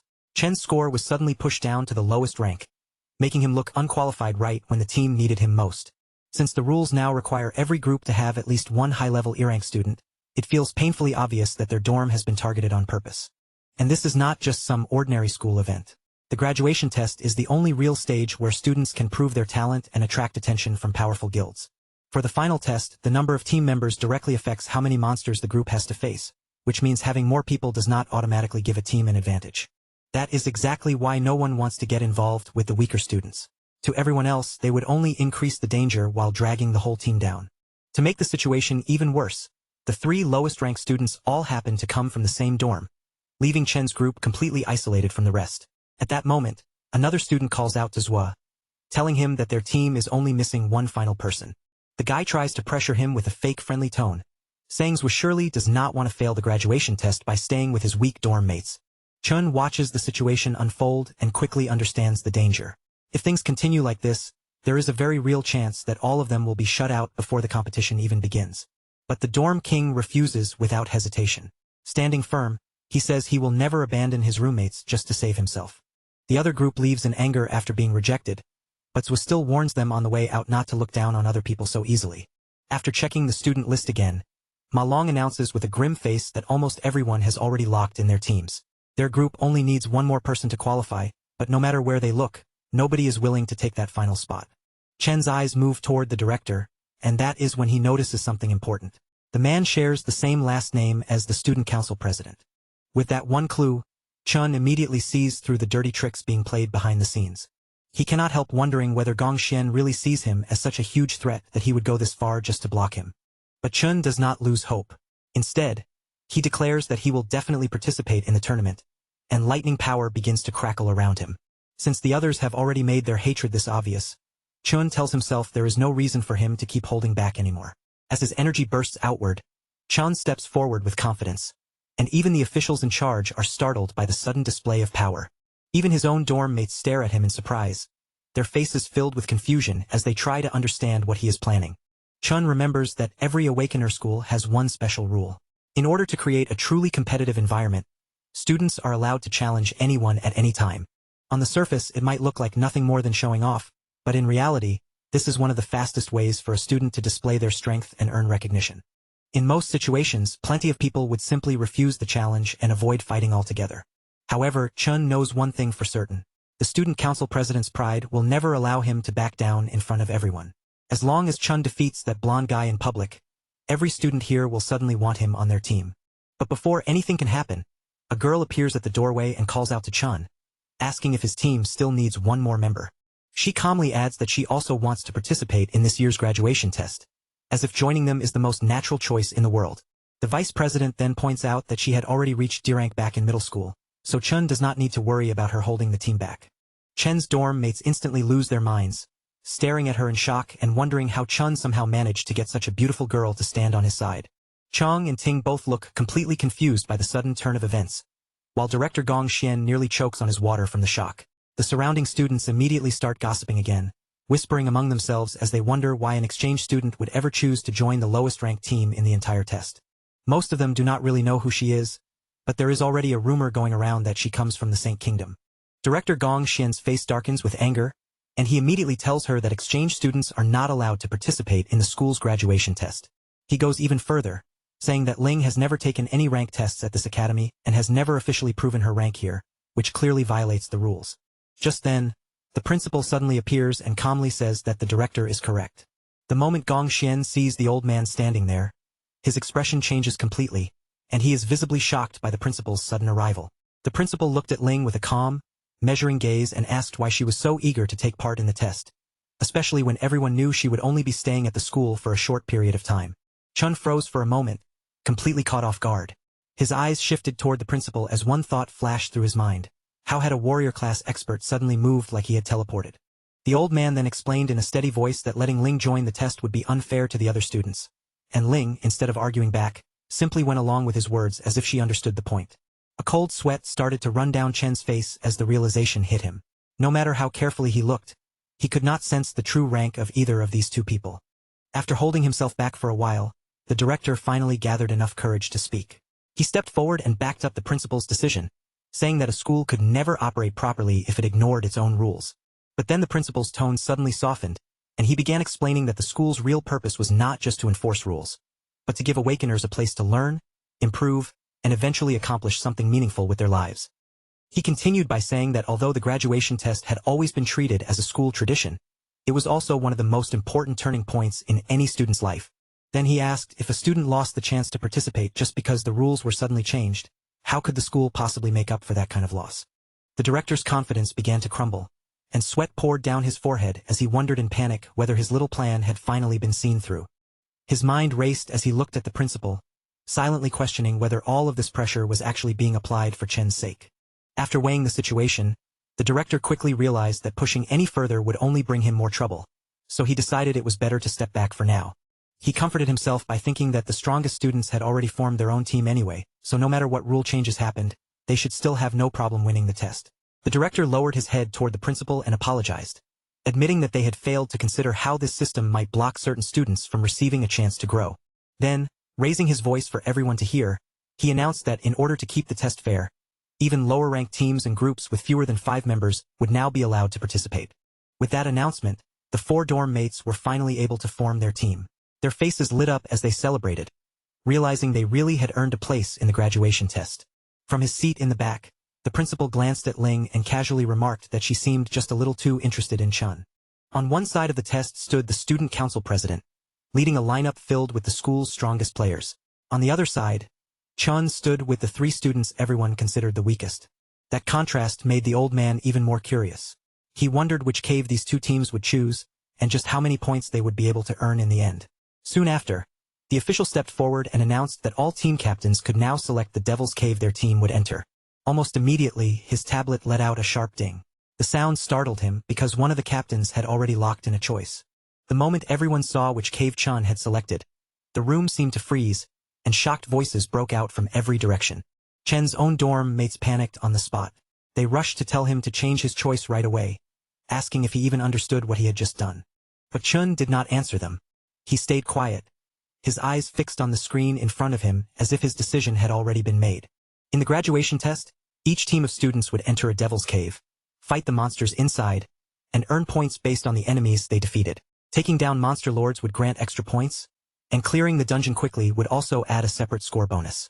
After that, the difficulty level of the dungeon would determine the multiplier applied to the team's total score. An F-rank dungeon could award up to 75 points, while an E-rank dungeon raised the maximum possible score to 100 points. The team with the highest final score would catch the attention of the Imperial Guild, and the single top-performing student would receive a reward of 1 million yuan. Inside the selection room, the students began talking among themselves, saying that the highest score ever recorded was 90 points, a record set by the current leader of the Imperial Guild. They also knew that even clearing an E-rank dungeon usually required at least 3 reliable D-rank fighters, which was why many believed Ting's team might actually break that historic record this year. Just as the discussion grew louder, the display suddenly rang with another ding, announcing to everyone that someone had already chosen a Devil's Cave. One student stared at the screen in disbelief, shocked to see that Chun had actually selected a D-rank dungeon. No team had ever cleared a D-rank dungeon in the history of the test, so everyone immediately wondered whether Chun had simply pressed the wrong option by mistake. Long turned to Chan and bluntly asked if he had hit his head, while the dorm king practically lost control in front of the screen, unable to believe what he was seeing. The nerd quickly tried to reason with Chen, hoping to talk him out of it, but Chun calmly revealed that he had thought about this choice for a long time before making it. Before the room could settle down, the system dinged once again, and this time the student council president also selected the D-rank cave. Ting's teammates did not hesitate at all. The moment their leader made his choice, they accepted it immediately, officially securing their team's qualification for the test. The classroom erupted at the announcement, with students shouting and reacting everywhere, while Ting's group tried to look calm and unfazed, as if this outcome was only natural. A blonde goth girl glanced toward Chun and mocked him sharply, assuming he was only pretending to be fearless because he wanted everyone's attention. A bald student joined in as well, saying that Chen's weak teammates would never go along with such a reckless choice, and that his team would fall apart before the test even began. Long, however, kept watching Chen's face closely, and the more he looked, the more he realized that Chun was not joking at all. He could not help wondering when his friend had become this daring, and how much Chun had changed without him fully noticing. After a brief moment of hesitation, the nerd finally made up his mind. He reached out and pressed the confirm button, choosing to put his trust in his friend. Yeo followed right after him, hitting the green button as well, thinking that at this point, he had nothing left to lose anyway. The dorm king grew irritated when he saw the others had already made their decisions before him, so with a frustrated expression, he pressed the button too. And with all 4 members confirming their choice, the system officially recognized their team and qualified them for the graduation test. Chun looked at his dorm mates and apologized sincerely, admitting that he had chosen this dungeon because he wanted to become the top scorer. He knew very well that he was dragging them into his own dream, but he still reassured them with firm confidence that they would climb all the way to the top together. After hearing those words, the president rose from his seat and declared in a cold, confident voice that the number 1 position belonged to him alone. Chun slowly turned around and faced him head-on, meeting the president's challenge without backing away. Ting's expression turned sharp as a heavy, intimidating aura burst out from him, pressing down on the room. With absolute confidence, he declared that in this school, there could only be one student who stood at the very top. From where she stood in the back, Ling watched him with clear surprise in her eyes. This was the first time she had ever seen Ting reveal such intense emotion so openly. And just like that, the tension between them could no longer be hidden. Chun and Ting's rivalry had finally been brought out into the open for everyone to see. The principal felt a quiet sense of pride as he looked at these fearless students, but Ling could not shake off her worry. After all, Chun had chosen a D-rank cave, a place so dangerous that even a C-rank fighter would struggle to clear it alone. It was true that clearing a D-rank cave could bring in as many as 150 points, but the reward came with a terrifying level of difficulty that no one could casually ignore. And the bigger problem was that Chen's teammates were not exactly suited for a challenge like that either, making the choice look even more reckless from the outside. The principal added that with only 1 month left before the test, it would be almost impossible for Chen's team to improve enough to handle something on that level. Even so, despite knowing how slim their chances looked, the old man still chose to hope that they might somehow pull through. 2 weeks later, at the training grounds, the mood was completely different. Everyone was sprawled across the floor, breathing hard, their bodies pushed so far past their limits that they could barely move. Long, lying there in exhaustion, could not help asking why they were being forced through brutal physical training when the other students were all comfortably practicing through simulation training. Chun had dragged them through one exhausting exercise after another, pushing their bodies non-stop until frustration started building up in every single one of them. But Chun calmly explained that simulation training was basically useless for what they were about to face. He told them that the first time someone entered a devil's cave, panic would hit so hard that their mind would go completely blank, and in that moment only their instincts could keep them alive. That was why he was forcing them through physical training. Their bodies needed to become stronger, faster, and sharper, so they could move and react before fear swallowed them whole. Of course, the best possible training would be entering a real dungeon and gaining actual battle experience, but for ordinary students like them, that kind of opportunity was nothing more than a dream. Only the elite students were given chances like that, as if real experience belonged exclusively to those already standing above everyone else. And it did not stop there.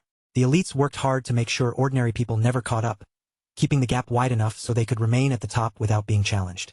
They had access to training resources, dungeon opportunities, and powerful support that regular people could spend their entire lives chasing and still never touch. Hearing all of that, the dorm king frowned and asked the obvious question. If the system was already stacked against them, then what were ordinary people supposed to do? Chun answered by revealing his real plan. If they could make it into the Imperial Guild, then they would finally gain the power and position needed to change the entire system from within. And right now, the graduation test was the only real opening they had, the one chance that could let them break past the elites and stand above them. With that dream burning in his chest, Chun promised himself that he would do absolutely everything possible to keep his word, and with firm conviction, he guaranteed that they would win. With only half a month remaining before the graduation exam, Chun pushed himself even harder, entering the Void Tower every single night while everyone else was resting. Taking down the Phantom Lions was far from easy. They battered him again and again, but no matter how badly he was beaten, Chun refused to stay down or give up. Then, with just 5 days left before the exam, his roommates were also training with everything they had, forcing their tired bodies to keep moving. Chen, however, was already on a completely different level. His training was so intense that even the harshest routine the others could imagine looked like a simple warm-up beside it. With only 2 days remaining, his rival was clearly not wasting time either, continuing to train seriously as the final countdown to the exam drew closer. But Chen's growth was happening even faster. By now, he could stand under crushing gravity and confidently fight against an entire pack of lions without losing his nerve. Blood ran down his face, but his eyes were sharper than ever. In that battered, determined state, Chun looked more prepared to win than he ever had before. On the day of the exam, a small drone floated near the gathered students, hovering in the air as it prepared to guide them through the test. The boys arrived together in matching outfits, walking in with a clean, sharp look that made them seem far more serious than before. Once every student had put on their wristband, the signal was given, and the graduation exam officially began. Outside the exam area, the academy principal stepped forward with a warm smile and personally greeted Gong Lin. This sharp-looking man was none other than President Ting's father, as well as one of the co-founders of the Imperial Guild. The students could not stop staring at him. To them, the Imperial Guild co-founder was so famous and unreachable that they looked at him like some rare creature on display.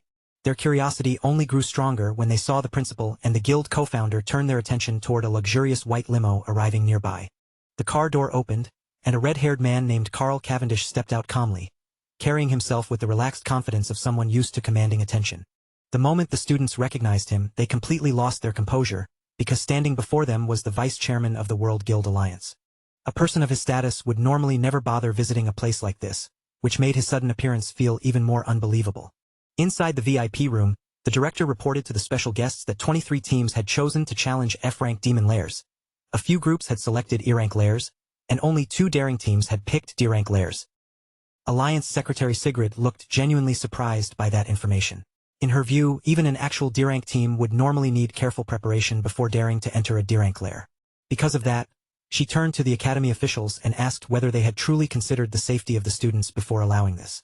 Hearing her concern, the director stayed calm and explained that the students were fully aware of the danger they had chosen to face. He made it clear that awakeners without real combat experience often had trouble even when facing F-rank monsters, no matter how confident they seemed beforehand. But the true danger inside a lair was always the boss, because the boss was far stronger and far more dangerous than the ordinary monsters roaming around. That was exactly why so many teams failed in the end. They could survive the weaker monsters only to collapse when they reached the boss. E-rank lairs, however, were on a completely different level. Even the basic monsters inside were already as strong as an F-rank boss, a brutal truth most students only understood after experiencing it themselves. Hearing this, the Alliance Secretary immediately asked whether there were any safeguards in place if the situation became too dangerous. The director assured her without hesitation that the Academy placed great importance on protecting its top students. To make sure nothing went out of control, a warrior from the Imperial Guild had been stationed outside every lair, ready to rush in the moment something went wrong. On top of that, every student's wristband had an emergency function.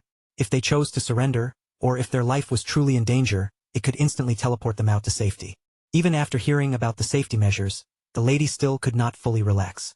In her eyes, the Academy simply did not seem to have students capable of conquering a D-rank lair, and she quietly wondered how long those 2 teams could really last once they were trapped inside. The director, however, already had his own prediction. He was convinced that those young E-rank students would not hold out for long and would probably come rushing back out in tears before things went too far. Meanwhile, deep inside the D-rank dungeon, enormous frozen trees towered all around them like icy giants, and Chen's teammates were visibly shaken as they stared into the chilling darkness ahead. And honestly, anyone would have been terrified after seeing the monsters lurking there. Those nightmare creatures looked like some twisted mix of bats and monkeys, with strange bodies that made their skin crawl. Chen immediately warned the others to stay sharp, telling them that these monsters could dive at their targets in a blink, so even a moment of carelessness could get them seriously hurt. The warning had barely left his mouth when a swarm of ghost monkey bats suddenly dropped from above, cutting through the frozen air as they charged straight toward the group. To everyone's surprise, the boys somehow managed to dodge the lightning-fast attacks, even if their movements were clumsy and desperate rather than clean. For a second, they were thrilled just to realize they had avoided the strike of a D-rank creature. But before they could fully celebrate, an even more unbelievable sight pulled their attention away. Chan stood calmly in the middle of the battlefield, a lightning-wrapped sword held in his hand, while the bodies of dead monsters lay scattered around his feet. Without turning the moment into a big speech, he told his teammates to focus on protecting themselves first, because they still were not strong enough and he would handle everything else. Then another ghost monkey bat suddenly lunged toward them with terrifying speed, forcing the boys to throw themselves aside and barely escape its attack in time. At that moment, Xiangzhu finally understood Chen's purpose. All that brutal reflex and speed training had been preparing them to survive against monsters exactly like this. Xiangzhu clenched his teeth in frustration. He had spent so long calling himself the Dorm King, yet now, when real danger arrived, he had no choice but to depend on his random roommate. While those thoughts raced through his mind, Chun was already moving through the battlefield, wiping out the remaining ghost monkeys one after another. The monsters kept diving at him in waves, but before they could even understand what was happening, his blade flashed through the air and cut them down. The Dorm King muttered under his breath, remembering how Ma Long had always talked about Chen's strength. But hearing about it and witnessing it with his own eyes were completely different things. In that moment, Chun did not look like an ordinary student at all. To the Dorm King, he looked more like someone who had already survived countless real battles. As the fight continued, the Dorm King felt a small sting of jealousy creeping into his chest, especially as Chen's reputation seemed to rise higher with every swing of his sword. Then, without warning, another monster appeared behind the group, and Xiangzhu barely reacted in time, throwing up a block just before its strike could land. He seized the creature's leg with both flaming hands and shouted at his teammates, yelling for them to stop acting like dead weight and finally pull themselves together. After all, Chun was not the only one whose graduation was riding on this test. Every single one of them had something to lose here. The others stared at Xiangzu in surprise, clearly caught off guard by the sudden fire in his voice and the determination burning in his face. Moved by the Dorm King's stubborn will, Xiangyu finally stepped in and cast his Vine Lock spell, wrapping the monster tightly and managing to bind it in place. But his relief lasted only a split second. The creature tore free almost instantly, then kicked Xiangyu away before he could react. Long quickly followed up with his Frostbite Breeze spell, but the icy attack only slowed the monster a little, forcing the boys to realize that they would need to combine their strength. By working together, they finally managed to hold the creature down for a brief opening, and with everything they had, they shouted for the Dorm King to take the shot. The Dorm King gathered his fire, compressed it into an explosive flame bullet, and fired it straight into the monster with a direct hit. But when the impact faded, the attack had barely harmed it at all, leaving behind only a few scorched hairs as if the monster had simply shrugged it off. Refusing to stop, he fired several more flame bullets one after another. But no matter how many shots landed, the monster still refused to go down. By then, Xiangyu and Long were already reaching their limits, their bodies straining as they struggled to keep the monster under control. Seeing that they could not hold on much longer, the Dorm King realized he could not afford to save his strength anymore. He poured everything he had into one massive flame attack and launched it straight at the monster, triggering a violent explosion that swallowed the battlefield in fire and smoke. When the smoke finally cleared, all that remained was a charred skeleton. A moment later, the drone announced that they had successfully killed a D-class ghost monkey bat. The three of them collapsed onto the ground, completely drained and gasping for breath, but their faces were filled with excitement because they had actually defeated a D-class monster on their own. Chun walked over with a slightly surprised look, and the moment they saw him, they immediately asked if he had seen them take the monster down. The creature left behind only a single finger bone as loot, and Xiangzu quickly tried to play it cool, casually claiming that killing it had been nothing more than a piece of cake. Chun did not mock them for it. Instead, he gave them a simple congratulations, acknowledging the victory they had earned with their own strength. Not long after that, the drone's voice rang out again, announcing that every monster inside the Devil's Cave had now been cleared. Back in the viewing area, Director Gong stared at the live feed in utter disbelief, looking like he was about to lose his mind on the spot. He simply could not accept what he had just seen. These students, who were supposedly weak and had no real combat experience, had actually defeated a D-level threat. The rest of the staff had nothing to say. They just sat there in heavy silence, stunned by the result playing out before them. At the same time, Vice Chairman Cavendish's assistant remained composed and calmly praised Chen's performance, calling it truly outstanding. As he watched Chen on the screen, he silently thought that the boy's aura felt strangely familiar, almost reminding him of an old friend from the past. Vice Chairman Cavendish then spoke Chen's name aloud and decided to remember him, and that single decision immediately made President Ting's father and the director uneasy. Trying to shift attention away from Chen as quickly as possible, the director hurriedly directed everyone's focus toward the student council team inside the other D-rank cave. He pointed out that Ting's team had already reached the middle section, and the chairman's aide praised their coordination, saying their teamwork looked almost like that of a professional guild raid team. Chairman Carl smiled after hearing that, clearly pleased, and remarked that this year's graduates were far more impressive than the classes that had come before them. Director Gong lowered his voice and whispered to himself that the real battle was only beginning, and that the most exciting part had not even arrived yet.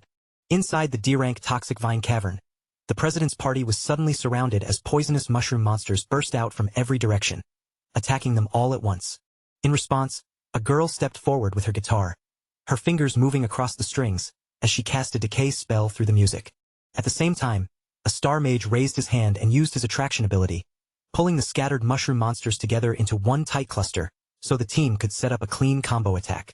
The moment the monsters were gathered, he shouted for the captain. Right on cue, the president rushed forward with his sword in hand, ready to end the fight with one decisive strike. In a flash, the president swung his blade and unleashed his blazing sky sword skill, tearing through the grouped-up mushroom monsters and blasting them apart with perfect precision. His teammates quickly realized that the monsters in this school test were exactly the same as the ones they had already fought during training. Because they knew the attack patterns in advance, they handled the battle smoothly without feeling any real pressure. They had already guessed that the school officials had prepared this test with their team in mind. With the right support quietly arranged behind them, everything naturally became much easier. Thinking about that advantage, they started celebrating before the fight was even truly over, completely confident that first place this year would belong to them without any serious challenge. Meanwhile, down on the final level of the Cloud Forest, the boys could barely believe they had made it this far. They had actually survived long enough to reach the boss monster. In the middle of a frozen wasteland, they spotted a massive ghost ape crouched in the snow, calmly eating its meal as if it had been waiting there the whole time. The dorm king immediately broke into a cold sweat just by looking at it. The monster's presence alone was enough to make him feel that one clean hit from that beast could kill him on the spot. Then, as if sensing fear, the creature slowly lifted its gaze and locked its eyes directly onto the weakest person in the group. Ma Long screamed in terror, and that single panicked shout was all it took to provoke the beast into moving.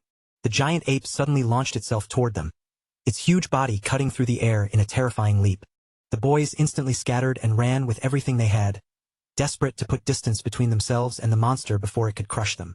Chen, however, did the complete opposite. Without even a second of hesitation, he charged straight toward the beast. He leapt right into the giant ape's face and slammed it with a brutal kick, then followed up with a rapid storm of punches that knocked its heavy body into the air again and again. And before the monster could recover, Chun finished the battle in the most savage way possible, ripping the creature apart until its body was torn into pieces. Watching that brutal fight unfold right in front of them left his friends completely frozen in shock, unable to process what they had just witnessed. Even after crushing the monster, Chun did not look satisfied. Instead, he felt annoyed that these D-rank monsters were not giving him nearly enough experience points. The drops were not much better either, and the rewards left him feeling just as disappointed as the experience gain. Just then, he heard his teammates suddenly shouting with excitement, calling out that they had found giant mana stones. It turned out that the giant ape had been hiding the glowing stones inside a hollow tree trunk, tucked away like a secret treasure. His friends stared at the sparkling crystals in amazement and immediately reached out, unable to resist grabbing the unexpected loot. Chun instantly shouted for them to stop, but his warning came just a second too late. A blinding flash of light exploded out from the hollow trunk. In only a few seconds, the freezing blast spread across the entire area, sealing everything around them under a thick layer of solid ice. Chan, Xiangyu, Xiangzhua, the dorm king, and even the camera drones were completely trapped by the cold, frozen stiff before they could react. Up in the VIP room, the live video feed suddenly flickered and cut out, leaving the screen dead in front of everyone. The shady director's mouth curled into a faint smile, as if this was exactly what he had been waiting for. He knew high-rank monsters often used traps, and he had expected Chen's rookie team to walk straight into one sooner or later. Vice Chairman Cavendish frowned as concern showed on his face, clearly worried about the students inside. The director immediately pretended to be regretful about Chen's failure, and said they had no choice but to pull the team out right away. But the principal did not agree with that decision. He pointed out that the students were not in true danger yet, because their wristbands would activate automatically if their health dropped too low, and none of the team members had chosen to surrender. In his eyes, the decision to quit should belong to the students themselves, not to the adults watching from outside. Back down in the dungeon, Ma Long was trembling in the freezing cold, his breath shaking as frost filled the air around him. Out of the entire group, he was the only one who had somehow avoided being completely frozen. The reason was his character class, which naturally gave him strong resistance against ice magic and allowed him to survive the trap when everyone else was caught. Then Ma Long heard a chilling laugh echo through the frozen space, and when he looked up, he saw a skeleton ice monster staring at him with merciless eyes. He recognized it almost immediately as the Lord of the Lair, remembering the creature from the monster compendium. From what he recalled, it was a cloud mage, a terrifying monster capable of controlling both offense and defense by manipulating ice and snow with ease. He also remembered its name, the Bone King of Remains, a creature known for enjoying the slow torture of its prey before finally killing them.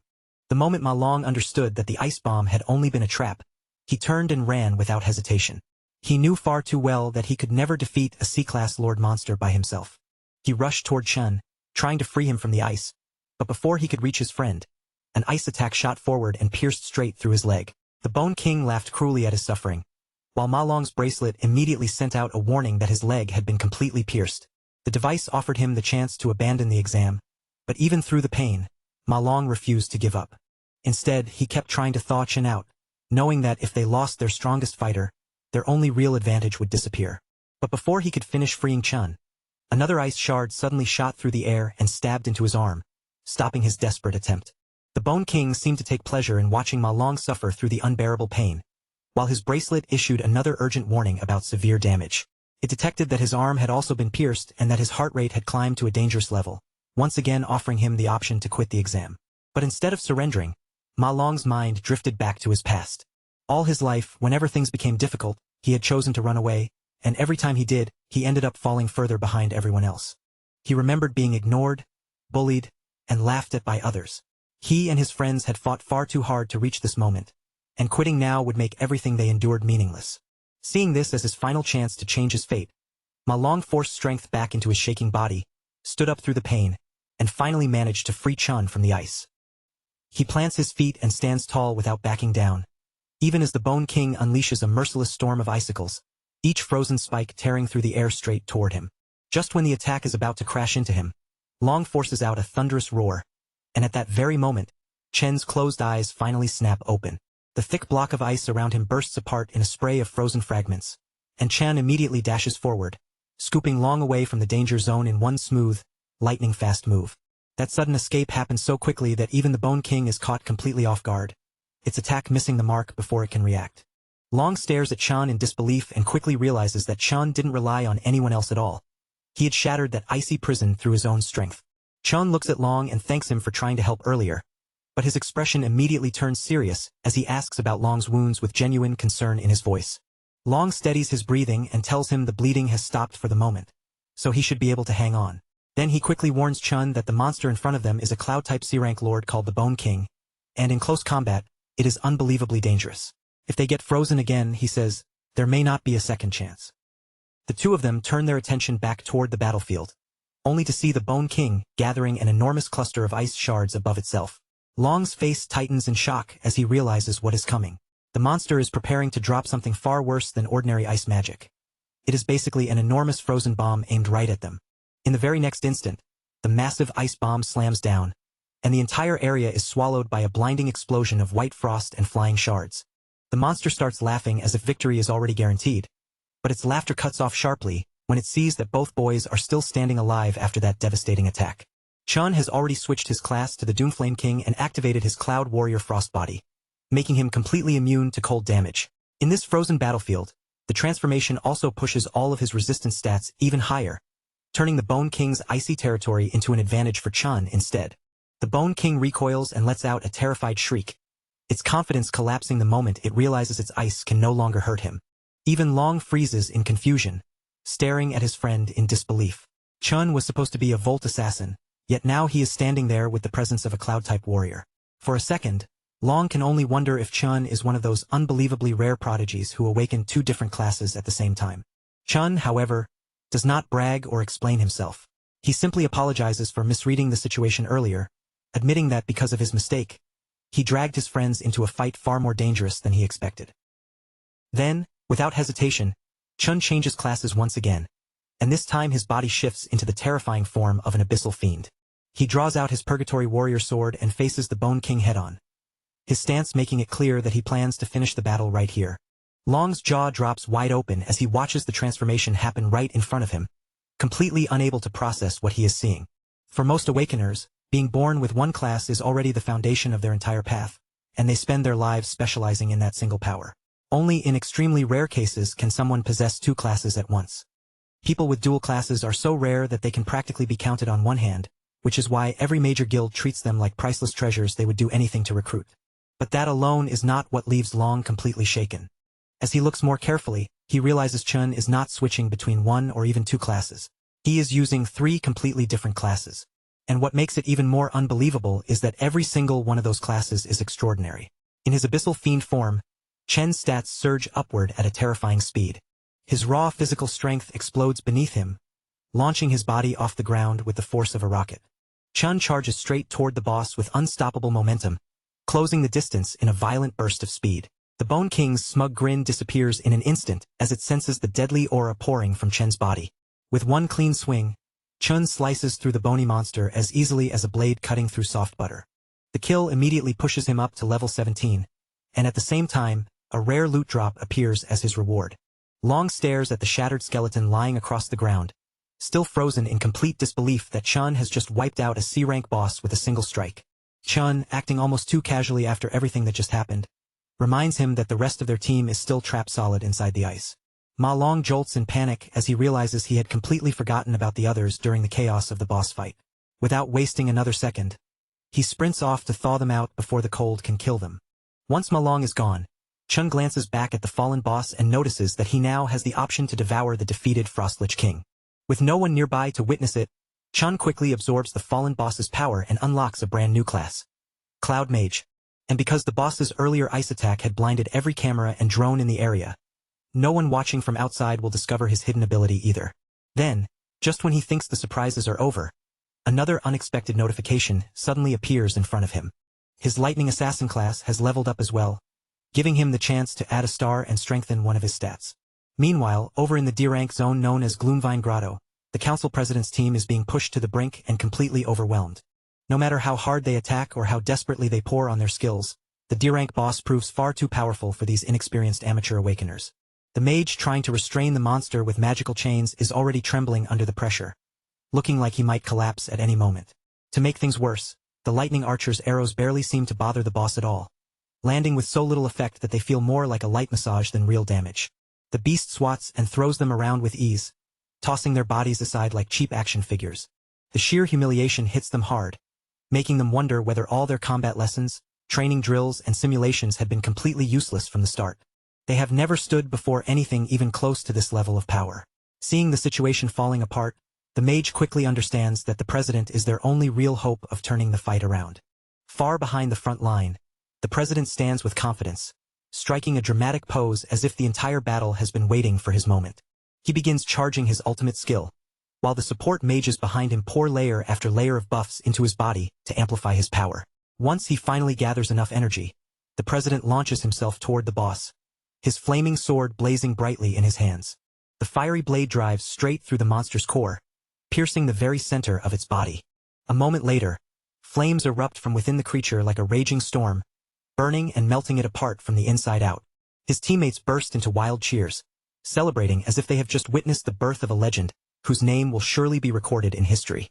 A nearby drone hovers in place and announces the result for everyone to hear, confirming that their team has successfully cleared a Grade D zone in just a little over 30 minutes. Their whole party is instantly fired up, their faces glowing with excitement as they become completely convinced that first place is already theirs. In their minds, there is no way any other team could have possibly finished faster than that. With that confidence burning in their chests, they eagerly make their way out of the lair, fully expecting to see their names shining proudly at the very top of the rankings. But as they move through the hallways outside, they pass row after row of students who had given up halfway through and teleported out before finishing their zones. Most of those students look completely shaken, their faces pale and their bodies still stiff with fear, as if the demons they faced for the first time are still haunting them. That is when the president's lackey notices Chun and his squad sitting off to the side, away from all the noise and movement. He only needs one look at their tired faces and worn-out bodies before he thinks he understands exactly what happened. In his mind, it is obvious that Chen's team must have failed almost immediately after entering the lair. Wearing a smug grin, the lackey strolls over and starts mocking Chun, laughing at him for supposedly collapsing halfway through after acting so bold earlier. The loyal follower keeps running his mouth, but before he can enjoy himself any longer, his boss sharply shuts him up because the Alliance vice chairman is approaching. The elegant man walks forward with an air of authority, clapping slowly as he congratulates the students on what he calls an excellent performance. As he draws closer, the president keeps his expression calm and controlled, while the followers around him can barely contain their excitement at standing before one of the most powerful men in the world. President Ting steps forward with confidence and smoothly reaches out his hand, clearly expecting a respectful handshake. But Mr. Cavendish does not even glance at him. He walks straight past the outstretched hand as if President Ting is not there at all. Being ignored so openly in front of everyone makes the president's pride crack on the spot, and the humiliation lands harder than any monster's attack. And before he can recover from that embarrassment, the vice chairman makes it even worse by loudly calling his rival a true legend. Mr. Cavendish grips Chen's shoulder in front of the crowd and announces that Chen cleared a D-rank dungeon in only 20 minutes. He even says that not a single professional team from his own guild has ever shattered a record like that. The council president and all of his lackeys are left frozen in place, their smug expressions wiped clean as they struggle to say even a single word. They cannot understand how 4 unknown students could beat the time of their 10-man squad and somehow manage to clear an entire D-rank lair for real. Chen, however, barely reacts at all. Praise from the strongest man in the country does not shake him in the slightest, though he does quietly wonder why someone this important came to the academy in person. Carl Cavendish looks at him calmly and says that he will remember Chen's name very well from this day forward. After that, he turns his attention toward Gong Lin, the man who had invited him here in the first place. The vice chairman casually adds that Gong Lin's son is talented too, but the compliment is so mild that it feels more like politeness than real praise. Those words leave both father and son with a bitter feeling, especially after seeing how warmly Chun was acknowledged right in front of them. With that brief comment finished, the vice chairman announces that it is time for him to leave. Before the atmosphere can turn any more awkward, the academy director quickly steps forward to smooth everything over. He announces the final results and explains that the two top teams have ended with the same score. Because of that tie, every member of both teams will receive an official invitation to join the Imperial Guild. To Chen's roommates, this news sounds like the sweetest music imaginable, because thanks to Chun carrying the team, their futures are basically secured. President Ting's lackeys start celebrating as well, but Ting himself stands there with a dark expression, clearly nowhere near satisfied with this outcome. The director then adds one more reward. The team captains will receive management positions in the guild for their leadership, and the $1 million cash prize will be divided evenly between them. The moment they hear that, both team leaders are visibly caught off guard, their expressions changing at the unexpected decision. Chun quietly calculates the situation and realizes that $500,000 still will not be enough to clear his debt. He has to find another way to earn the remaining money and keep his promise to the Mithril Exchange Guild. But before that worry can fully settle in, President Ting steps forward and openly refuses to accept the result as a tie.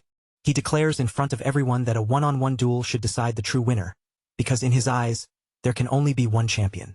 The sudden challenge shocks the crowd so much that even the academy director and the vice chairman turn their attention toward him. Alarmed by his nephew's reckless move, the director quickly tries to talk him down, urging him to accept the tie. After the humiliation from earlier, the older man knows this shared victory is already the best possible result. The director assumes Chun will see the duel as pointless and reject it outright, but Chun immediately accepts the challenge with one condition. Whoever wins the duel takes the entire $1 million prize. That unexpected twist is interesting enough to make the vice chairman stop in his tracks, canceling his departure for the moment. With the terms now set, Chun steps forward and faces his opponent directly, ready to settle everything once and for all. Sometime later, Qingzhu tells Si-Chun that he had expected him to take first place, but even he never imagined Si-Chun would manage to earn a perfect score. After seeing Si-Chen's name spread across the news, Qingzhu feels even more certain that supporting him financially was the right decision. He offers to wipe away Si-Chen's $1.5 million debt completely, calling it an angel investment in his future. But Si-Chun refuses to accept it as a handout. His tone is firm as he says that a debt is still a debt, and if he owes the money, then he will repay every bit of it. Si-Chun then says that he came here to discuss two matters, and that immediately draws Qingzhu's full attention. For the first matter, Si-Chun asks for a 1-week extension on the repayment deadline. Since the graduation test ended in a tie, the prize money he received was still short by $500,000. He then reveals how he plans to get the rest of the funds, a one-on-one tiebreaker against the other champion, Gong Ting. The duel is set for next week, inside a wild devil's cave outside the school. Qingzhu is stunned the moment he hears that plan, unable to understand why two students would willingly enter a wild dungeon just to settle a competition. He warns Si-Chun that going into a place like that without professional training is far too dangerous. But Si-Chun remains completely calm, telling him not to worry and promising that he will win the remaining $500,000. To make up for asking for the extension, Si-Chun also promises to hand over all the monster materials he collects from the cave as interest. Seeing Si-Chun speak with no fear at all, focused only on paying back what he owes, Qingzhu breaks into a nervous sweat. Deep down, he has to admit that this young man really is something special. Si-Chun leans back casually, a faint smile tugging at his lips, and mentions that there's actually a second, even more important reason for his visit today. His expression shifts to serious, the light in his eyes sharpening as he bluntly delivers the final piece of news he has come to share. The revelation hits Qingzhu like a thunderclap, leaving him completely stunned, his mouth hanging open as disbelief washes over him. For a long, silent moment, Qingzhu can do nothing but stand frozen in place, staring at Si-Chun with a mixture of shock and awe, unable to utter a single word. Later that afternoon at Qingshui Middle School, Si-Chen's younger sister, Si-Yun, finally breathes out in relief, celebrating the end of her grueling final exams while her classmates grumble and complain about the test's difficulty. She checks her phone, her face lighting up with a bright smile as she notes the official start of her summer vacation. Suddenly, a thought strikes her. Today isn't just about her own freedom. It's also a big day for her brother, with his graduation assessment taking place. Her gaze drifts to her phone's lock screen, where a cheerful selfie of her and Si-Chun grins back at her, reminding her of their shared memories and dreams. For years earlier, an overjoyed Si-Chun had burst into the room, waving his admission letter from the National Awakener University, his eyes sparkling with excitement at the potential he now knew he possessed. A younger Si-Yun had bounced on her toes, eagerly asking if her brother was going to become an awakener just like their parents. Overflowing with hope, Si-chun had promised her that he would join a top guild, earn enough to give her a better life, and make their dreams a reality. He had also believed that gaining power and knowledge would eventually lead him to uncover the truth behind their parents' mysterious disappearance. Si-yoon had cheered him on wholeheartedly, fully confident that her brother would rise to become a strong and capable awakener. In a more recent memory, a somber Si-chun had sat alone at his desk, troubled by the thought that he was already a senior and still hadn't awakened his powers, while Si-yoon quietly watched from the side. Noticing the worry etched on her face, he quickly tried to mask his own disappointment, not wanting to burden her with his frustration. Forcing a gentle smile, he reassured her that everything was fine, insisting that he just needed to work even harder to reach his goals. Si-yoon reflects on the long and difficult journey her brother has endured. Despite pouring more effort into his studies than anyone else, he remained the only student who hadn't yet awakened. She realizes how lonely he must have felt, watching his peers succeed while he hid his pain, all in an effort to shield her from worry. Suddenly, her classmate Ju-tong rushes up, calling her name and catching her attention with a bright smile.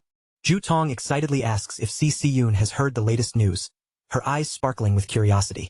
She explains that the National Awakener University has produced 2 genius graduates this year, a rare and impressive feat. Ju-tong continues, detailing that both graduates led their respective teams to perfect scores and earned praise from the vice chairman of the Guild Alliance, catapulting their county into sudden fame. Ju-tong then remembers that Si-yoon's brother studies at that very university and asks about him, prompting a flicker of sadness in her expression as she hesitates. Before she can answer, a pink-haired student interrupts with a playful, flirty greeting. It's the school idol, Jean Duishin, who smugly informs her that he's booked a private room and asks if she's free to join him tonight.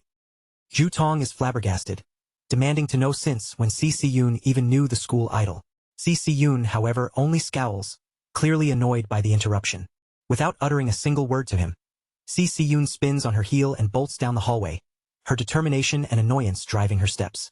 Ju-tong watches in confusion, wondering why her friend is suddenly sprinting away, while Jean Duishin lingers, bemused as he watches her disappear from sight.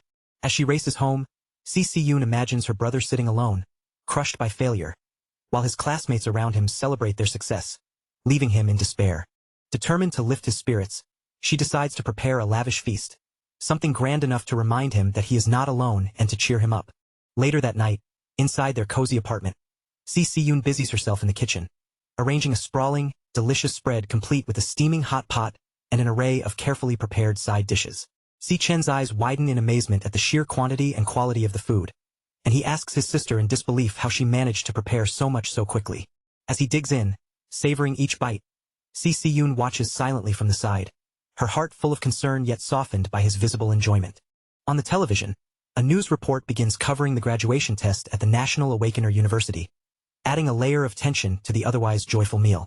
Si-chun continues eating with casual delight, paying attention to the report detailing Vice Chairman Carl's visit and the rare accolades given during the graduation assessment. Watching him act so cheerful, Si-yoon assumes he must be masking disappointment, pretending to be happy despite his earlier struggles. The broadcast moves on to a rare event, 2 students achieving perfect scores simultaneously, an occurrence so extraordinary that it makes headlines. The news highlights the vice chairman's personal praise for one of the team leaders who achieved the perfect score, announcing the name, Si-chun. Hearing her brother's name, Si-yoon freezes, her eyes widening as she stares at the television in utter shock. She cannot believe the news. The brother she had thought failed is in fact the brilliant genius who scored perfectly on the graduation assessment. Meanwhile, in a shadowed room, a bloody whip lies discarded on the floor, and a cold, calculating voice declares that the stage has been set. The speaker is Gong Lin, standing over his battered son, Gong Ting. Holding the whip in his hand, he shouts at his son, declaring that a special audience had been invited to witness his victory. He berates Gong Ting for ruining the performance his meticulous plan had been designed to showcase. Bloodied and gasping for air, Gong Ting struggles to respond as his father angrily reminds him that he had embarrassingly tied with a nobody. Gong Lin coldly asserts that Gong Ting will no longer make any decisions for himself, revealing that he has already seized control and rigged the upcoming tiebreaker to guarantee victory. Gong Ting hangs his head in defeat, knowing there's nothing he can do as his father coldly declares he will handle the situation personally.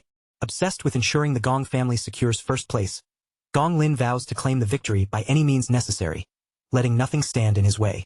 Meanwhile, at home, hearing the shocking news on television, Si-yoon turns to her brother with wide eyes and asks if the Si-chun being mentioned is truly him. Si-chun calmly continues his dinner, his expression relaxed, and confirms that the report is indeed about him. Stunned by the confirmation, Si-Yun drops her spoon in shock. It shatters on the floor, and a flash of lightning outside mirrors the sudden jolt of her emotions. She stares at him, completely unable to comprehend it, realizing that her own brother has accomplished such an extraordinary feat during his graduation assessment. She can hardly wrap her head around it. Her brother didn't just lead his team to a perfect score. He even received personal praise from the vice chairman of the Guild Alliance himself. For a moment, the whole dinner table falls into a stunned silence, with only the faint sound of the television continuing in the background. Overwhelmed by everything she has just heard, Si-Yun lowers her head and quietly wipes at the tears gathering in her eyes, thinking of him as her silly, stubborn brother. Then, through tears filled with joy and pride, she looks back up at Si-chun and smiles, finally realizing that after all those painful years, her brother has truly reached the top. On the night of the graduation combat assessment, June 17, 2157, Vice Chairman Carl Cavendish sits inside a private dining room, calmly enjoying a plate of premium beef as if the chaos outside has nothing to do with him. While cutting into his meal and savoring the taste, he casually asks the woman across from him to report the latest progress on her current assignment. Sitting opposite him at the table is Lingyu, her posture composed and her expression serious as she prepares to deliver her findings. Without wasting any time, she slides a black folder across the table, filled with top-secret files connected to a mysterious subject known as the devourer. Lingyu explains that over the past year, the target has left behind no trace at all, and she warns Carl that if they keep pushing their surveillance too far, they may end up being discovered first. Carl, however, does not seem troubled in the slightest. He simply praises her for the work she has done and tells her to sit down and eat before continuing. Lingyu hesitates for a brief moment, then says there is still one more piece of information she needs to tell him. She reveals that she recently noticed a highly suspicious individual who had made contact with Carl, and the moment those words leave her mouth, his attention sharpens. According to Lingyu, the speed at which this person's power has been increasing is far beyond normal, so abnormal that it is impossible to ignore. Meanwhile, inside the Devil Tower, a shirtless Si-chun stands surrounded by crackling golden electricity, reflecting on the fact that he has spent more than half a month on the first floor and has already wiped out almost every monster there. By now, he has completely adapted to the crushing 10 times gravity of the floor, and his system interface displays his Lightning Assassin class at level 17, along with stats that have been boosted to an impressive degree.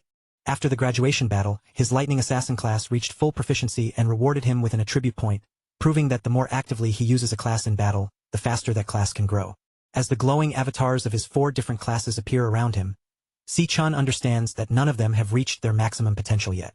He decides to place his new attribute point into speed, since for an assassin, speed is the most important weapon of all. With the multiplier effect taking hold, his speed skyrockets to 740, putting him on the same level as an A-rank assassin. Even after gaining that huge boost, Si-chun still finds himself locked in a tense standoff against a pack of glowing purple phantom lionesses. The real problem is the floor's lord itself, a massive phantom lion king that has stayed just out of reach, impossible for him to land a clean hit on. When 2 lionesses suddenly lunge at him from different angles, Si-chun activates Divine Flash, turning his body into a streak of golden lightning as he rushes forward to meet them head-on. As the battle continues, Si-chun begins to notice the strange abilities hidden within the Lion King's movements. Every time he spots an opening and moves in to strike, the creature disappears at the last possible second, vanishing before his attack can connect. Si-chun watches the pack carefully, studying the way each beast moves and how they coordinate their attacks around him. Their positions shift constantly at high speed, but the pattern stays the same. 2 lionesses always pressure him up close, while the other 2 remain on standby. At the same time, the Lion King keeps itself at a safe distance, refusing to enter the range where Si-chun can directly engage it. Si-chun narrows his eyes, frustration building as he realizes the floor's lord has no intention of fighting him head-on. Staring down the enormous beast from across the battlefield, Si-chun wonders what kind of combat class this evasive Lion King could possibly have. When another phantom lioness charges straight at him, Si-chun counters instantly, driving a powerful bolt of lightning directly into the creature's open mouth. But just as he is about to finish it off with a fatal strike, the lioness vanishes in a flash of pink light, leaving his attack to cut through empty air. That moment makes him realize the teleportation ability is not limited to the floor's lord. Even the lionesses can disappear the instant he tries to land the finishing blow. A spatial portal opens nearby, and the targeted lioness safely reappears beside the Lion King, as if it had never been in danger at all. Now the pack's strategy becomes painfully clear. The second Si-chun hesitates or slows down, another lioness lunges forward to bait out his next attack. Determined to shatter their coordination, Si-chun gathers golden lightning around his body and unleashes a rapid storm of slashes. But no matter how fast his blades move, the beasts keep disappearing just before the strikes can land. The pack maintains its formation perfectly, teleporting back to the Lion King whenever any of them are pushed into real danger. The lionesses continue pressing him from every side, forcing Si-chun to block their glowing claws again and again. Each time Si-chun swings back and tries to punish them, the result is exactly the same. The lionesses vanish before they can take any real damage. Through the portals, they rotate attackers with flawless timing, making sure a fresh beast is always the one rushing in to keep him under pressure. Si-chun keeps striking at the lunging beasts, but the cycle refuses to break, with each target disappearing at the exact moment his attacks are about to hit. The lionesses continue this endless loop of assaults, dragging him into a draining fight where every exchange wastes more of his energy. Sweat beads across Si-chun's face as he glares toward the Lion King, finally realizing the floor's lord is deliberately stretching out the battle and toying with him. As he leaps into the air to dodge another beast's attack, a thought cuts through his frustration. Why is he stubbornly trying to defeat teleporting enemies using speed alone? Changing his approach, Si-chun opens his system interface and initiates a class switch, cold blue energy surging around his body. As frost begins forming over him like a layer of armor, he reasons that if the Lion King refuses direct combat, then he has no reason to keep relying on a close combat class. The transformation turns his hair pure white and lights his eyes with an icy blue glow, as Si-chun decides to use his mage class to shut down the beast's evasive tactics completely. The system confirms the switch, marking his new form as the level 17 Cloud Mage class, Frostbone Skeleton King. Now standing tall beneath an icy crown, Si-chun prepares to take control of the entire battlefield with wide-range spells instead of chasing the beasts one by one. Floating high above the battlefield in his level 17 Cloud Mage form, Frostbone Skeleton King, Si-chun raises his power and unleashes a wide-scale spell known as Frost Spike. A brutal storm of ice spikes comes crashing down from above, hammering the ground again and again. Each impact erupts into a violent blast of frost and shattered debris, forcing the phantom lionesses to break formation, scatter in every direction, and retreat from the freezing explosions. High above the chaos, Si-chun watches the battlefield with a calm, calculating gaze. He understands now that even if mages are vulnerable once an enemy gets too close, their ability to strike from far away lets them seize control of the entire battlefield before their opponents can even reach them. Without giving the Lion King a moment to breathe, Si-chun fixes his attention on the beast and gathers his power again. A dense curtain of ice spikes forms overhead, then comes raining straight down toward the Lion King in a focused, merciless attack. Right before the deadly shower of ice can tear into it, the Lion King reacts instantly. Its spatial power flares, and in the blink of an eye, the massive beast vanishes from the spot where it had been standing. A portal opens at a safer distance, and the Lion King steps out from within it, completely avoiding the strike. The ice crashes down where it had been moments earlier, but the beast has already slipped away without taking the hit. The Lion King quickly rejoins the remaining lionesses, trying to recover its formation. But before the pack can launch another attack, a huge swirling vortex of icy energy rises around them, wrapping the entire group inside a freezing trap. Si-chun's eyes remain cold as he realizes his plan has worked. By driving the beast directly into his chosen kill zone, he has cut off their annoying hit-and-run strategy and forced the entire pack into one place. The Lion King suddenly senses a terrifying pressure descending from above. Panic flashes through its eyes as it looks up and sees Si-chun forming a massive sphere of freezing energy, a deadly frost blast bomb swelling in the air. Si-chun stares down at them without the slightest trace of mercy and coldly tells them there is nowhere left to hide. Trapped beneath him, the shocked Lion King can only throw back its head and release a desperate, furious roar. With one decisive motion, Si-chun hurls the enormous ice bomb straight down. The moment it slams into the ground, it detonates with overwhelming force, swallowing the entire area in a blinding white flash and a violent wave of freezing energy. When the glare finally fades, the terrifying power of the spell is revealed. The Lion King and its entire pack are frozen solid, sealed inside towering, jagged pillars of ice that rise from the battlefield like frozen graves. With every target completely immobilized, Si-chun wastes no time. He rapidly switches classes, and a glowing pink sword materializes in his hand, its light cutting sharply through the cold air. A blue glow shines from Si-chun's eyes as he grips the sword with absolute confidence. Looking down at the frozen enemies before him, he declares that the battle on the first floor of the Dread Spire has finally reached its end. Now using the power of his stellar warrior class, Si-chun launches himself toward the trapped beasts. He raises his weapon high, then brings it down with a crushing attack known as Triple Cataclysm. The glowing energy blade tears through the frozen lionesses with terrifying ease. Their icy prisons shatter apart under the strike, and in one sweeping blow, Si-chun cuts down the trapped beasts before they can resist. One by one, the defeated monsters break apart and dissolve into dark mist. When the last traces fade, Si-chun remains standing beside the fallen Lion King, victorious and completely in control of the battlefield. The system immediately confirms his victory. His alias, Ash C, rises to level 24, and his rewards appear as well, including several phantomane bones and a rare heart taken from the defeated boss. A new system prompt appears above the Lion King's defeated body. The message makes it clear that the boss monster is now ready to be devoured. Si-chun stands over the dead beast and lifts his hand, gathering a bright glow in his palm. With the light growing stronger, he begins the absorption process without hesitation. His eyes shift to a fierce red glow as he focuses his energy on the corpse below him. What he really wants to uncover is the evasive class this monster used to keep escaping him throughout the fight. Si-chun activates his absorber ability, and dark red energy begins spiraling out of the fallen beast. The swirling force twists like a vortex before being drawn directly into his clenched fist. That gathered energy condenses into a new system card in his palm, revealing the Lion King's class, Stellar Tamer. The card lays out the troublesome nature of its abilities, from forcing contracts onto other beasts to instantly teleporting them across the battlefield. Si-chun studies the Stellar Tamer card carefully, his expression sharpening with interest. Even after everything he has seen, this is a type of class he has never encountered before. The moment he understands what the card is showing him, the Lion King's fighting style finally makes sense. This was exactly why the boss kept avoiding direct confrontation. Si-chun pieces it together and realizes the Lion King's own base stats must have been far too weak for a head-on battle. That weakness forced it to rely on its teleporting minions and hide behind them instead. As he reads through the listed skills, Si-chun has to admit that Stellar Warp is an incredibly powerful teleportation ability. Used properly, it can completely reshape the flow of a battle. The Stellar Pact ability also catches his attention, though it is clearly different in nature. Its strength depends heavily on terrifying the target so completely that the beast is forced to submit. Si-chun quickly understands what that means for him. If he wants to gain a contracted beast of his own, he will need to take an aggressive, overwhelming approach and frighten the target into obedience. Just then, the starry void surrounding him suddenly fractures like glass.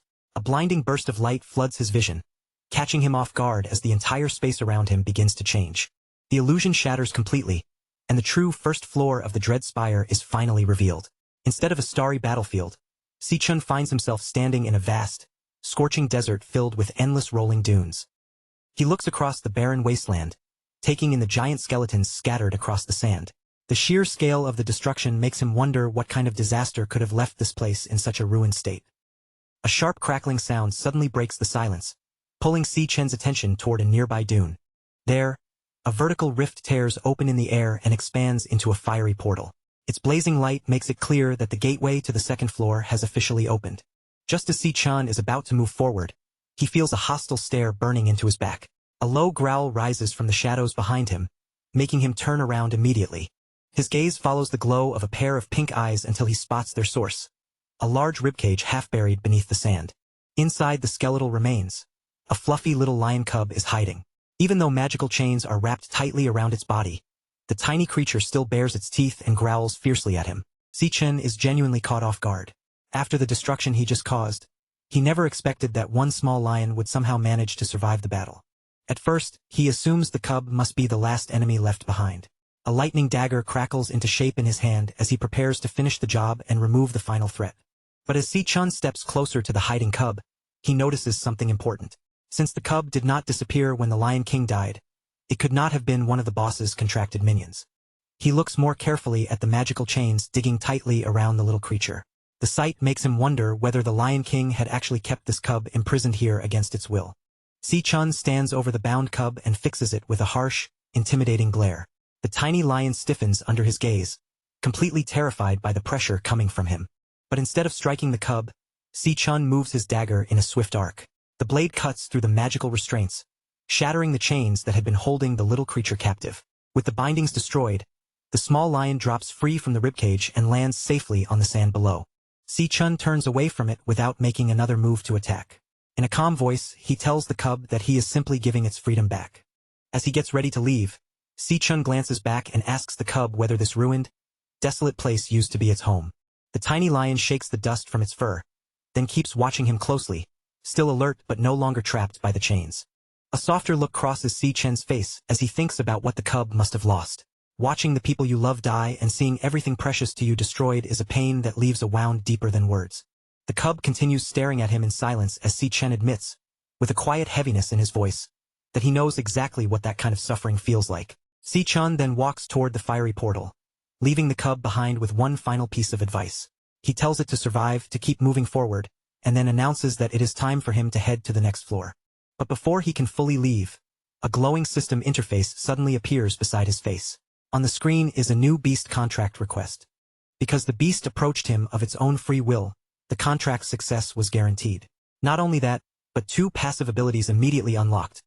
One allowed experience gained to be shared, boosting its stats, while the other let Si Chen peer through the beast's eyes if it ever found itself in danger. Si Chen paused in his steps, glancing back in genuine surprise at the unexpected prompt flashing before him, his eyebrows raised at this sudden turn. There, sitting on the warm sand, the little white cub looked up at him with clear, unwavering eyes. The system identified it as Lion King Leo and displayed a request. Would Si Chen accept the creature as his contracted beast? He studied the tiny lion carefully, seeing the determination in its gaze. Si Chen asked, voice calm but probing, if it truly wished to accompany him on this journey. The cub responded immediately, letting out a fierce, resolute roar that left no doubt about its decision. Standing before the blazing portal, Si Chen outlined his plan to ascend the dread spire, warning the cub that each floor would hold monsters growing increasingly more dangerous with every step. He took a moment to stress the stakes. The cub could die if it wasn't careful. Are you sure? He asked, seeking final confirmation before moving forward. Leo answered with another loud, defiant roar, its tiny body brimming with courage despite the odds. Satisfied by the cub's determination, Si Chen nodded, accepting its decision with quiet approval. A radiant pink pentagram flared in both their eyes, glowing brightly as the bond began to take hold. The system's voice confirmed the pact. The contract was officially established, binding Si Chen and Leo together. A detailed display appeared, revealing Leo's Stellar Tamer class and the Stellar Pact ability, which allowed forced contracts through intimidation, but warned that the beast would perish if its master died.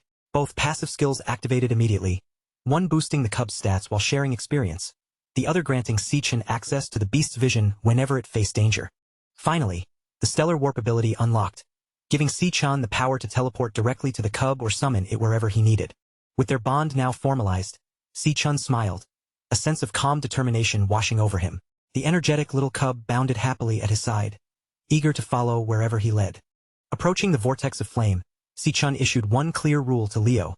During any battle, its primary focus must be survival above all else. With that instruction given, he stepped confidently through the fiery threshold. On the other side, they emerged onto a jagged cliff overlooking a vast subterranean expanse, molten rock flowing endlessly and towering pillars of liquid fire illuminating the cavern with an infernal glow. Sweat dripped down Si Chen's face as he adjusted to the searing heat, remarking under his breath how the temperature felt as though it could melt him alive within moments. Exploring cautiously, Leo peered over the edge of a molten chasm, its tiny body tense yet alert, scanning the fiery abyss below. Si Chen admitted to himself that he had no clear expectation of what might appear next. Suddenly, a subtle disturbance near the lava caught the cub's attention, making it stiffen with sudden alertness. A blinding, scorching light erupted from the molten depths, flaring sharply and filling the cavern with intense brilliance.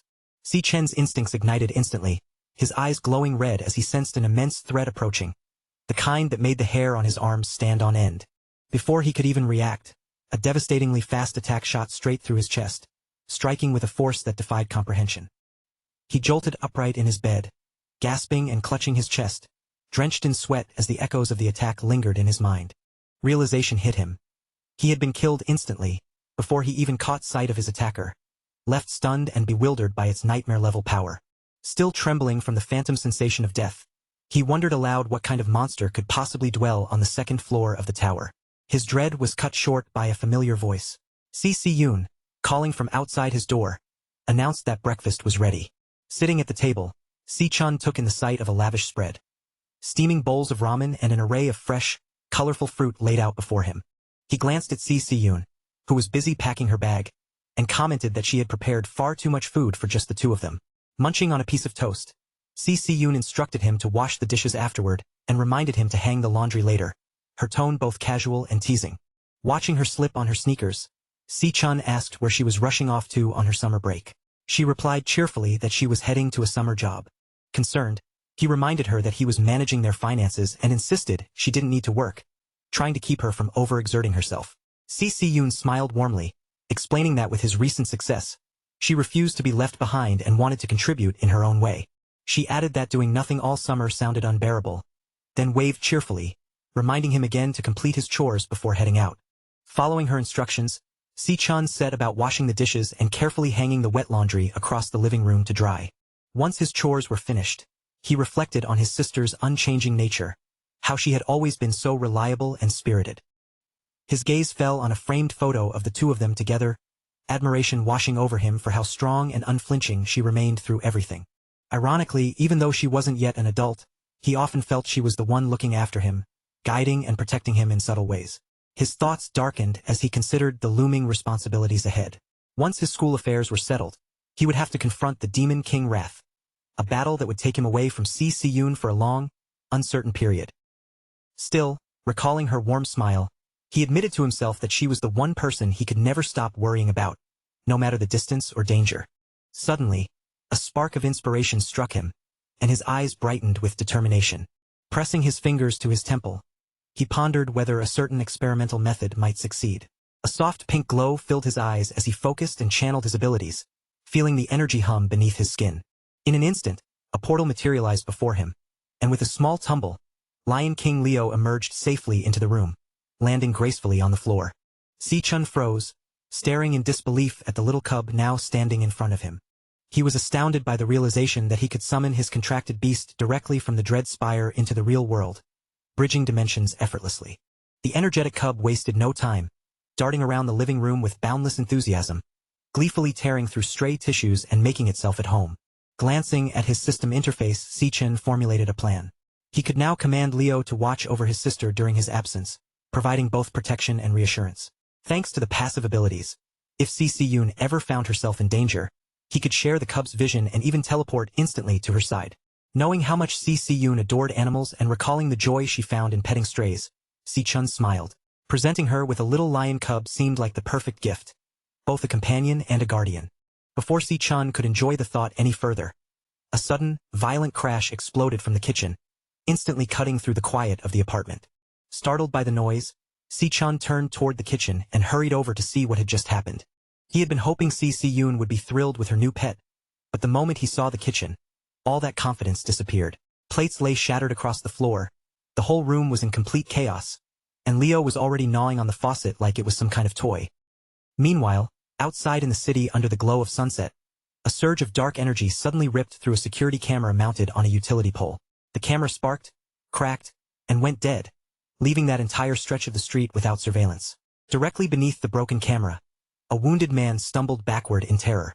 Blood ran down his body as he clutched an ice blade in his hand, retreating step by step from something he could barely face. He pleaded desperately with the unseen attacker, his voice trembling as a massive demonic claw began to take shape in front of him, its dark outline pressing down like a nightmare. In the next instant, the demonic claw lunged forward with brutal speed and drove straight through the man's chest, impaling him before he had any chance to escape. His eyes stretched wide in pure horror as glowing crimson tendrils wrapped around him and lifted his body off the ground, leaving him helpless in midair. A terrifying system interface appeared in front of him, cold and emotionless. On the display, a loading bar slowly filled, showing that the man was being devoured right there. Elsewhere, Si-Yoon was making her way home after a long shift at her summer job, walking slowly with bags in her hands and exhaustion written all over her face. She let out a heavy sigh of relief, feeling like her feet were completely worn out after surviving the busy summer rush at the bubble tea shop. Her usual route led her into a dim underpass, where the light faded and the sound of the city seemed to grow distant around her. Without realizing it, Si-Yoon walked directly beneath the very security camera that had just been destroyed, passing through a blind spot where no one could watch what happened. As her footsteps echoed through the underpass, she suddenly sensed someone nearby. The strange presence made her stop in place.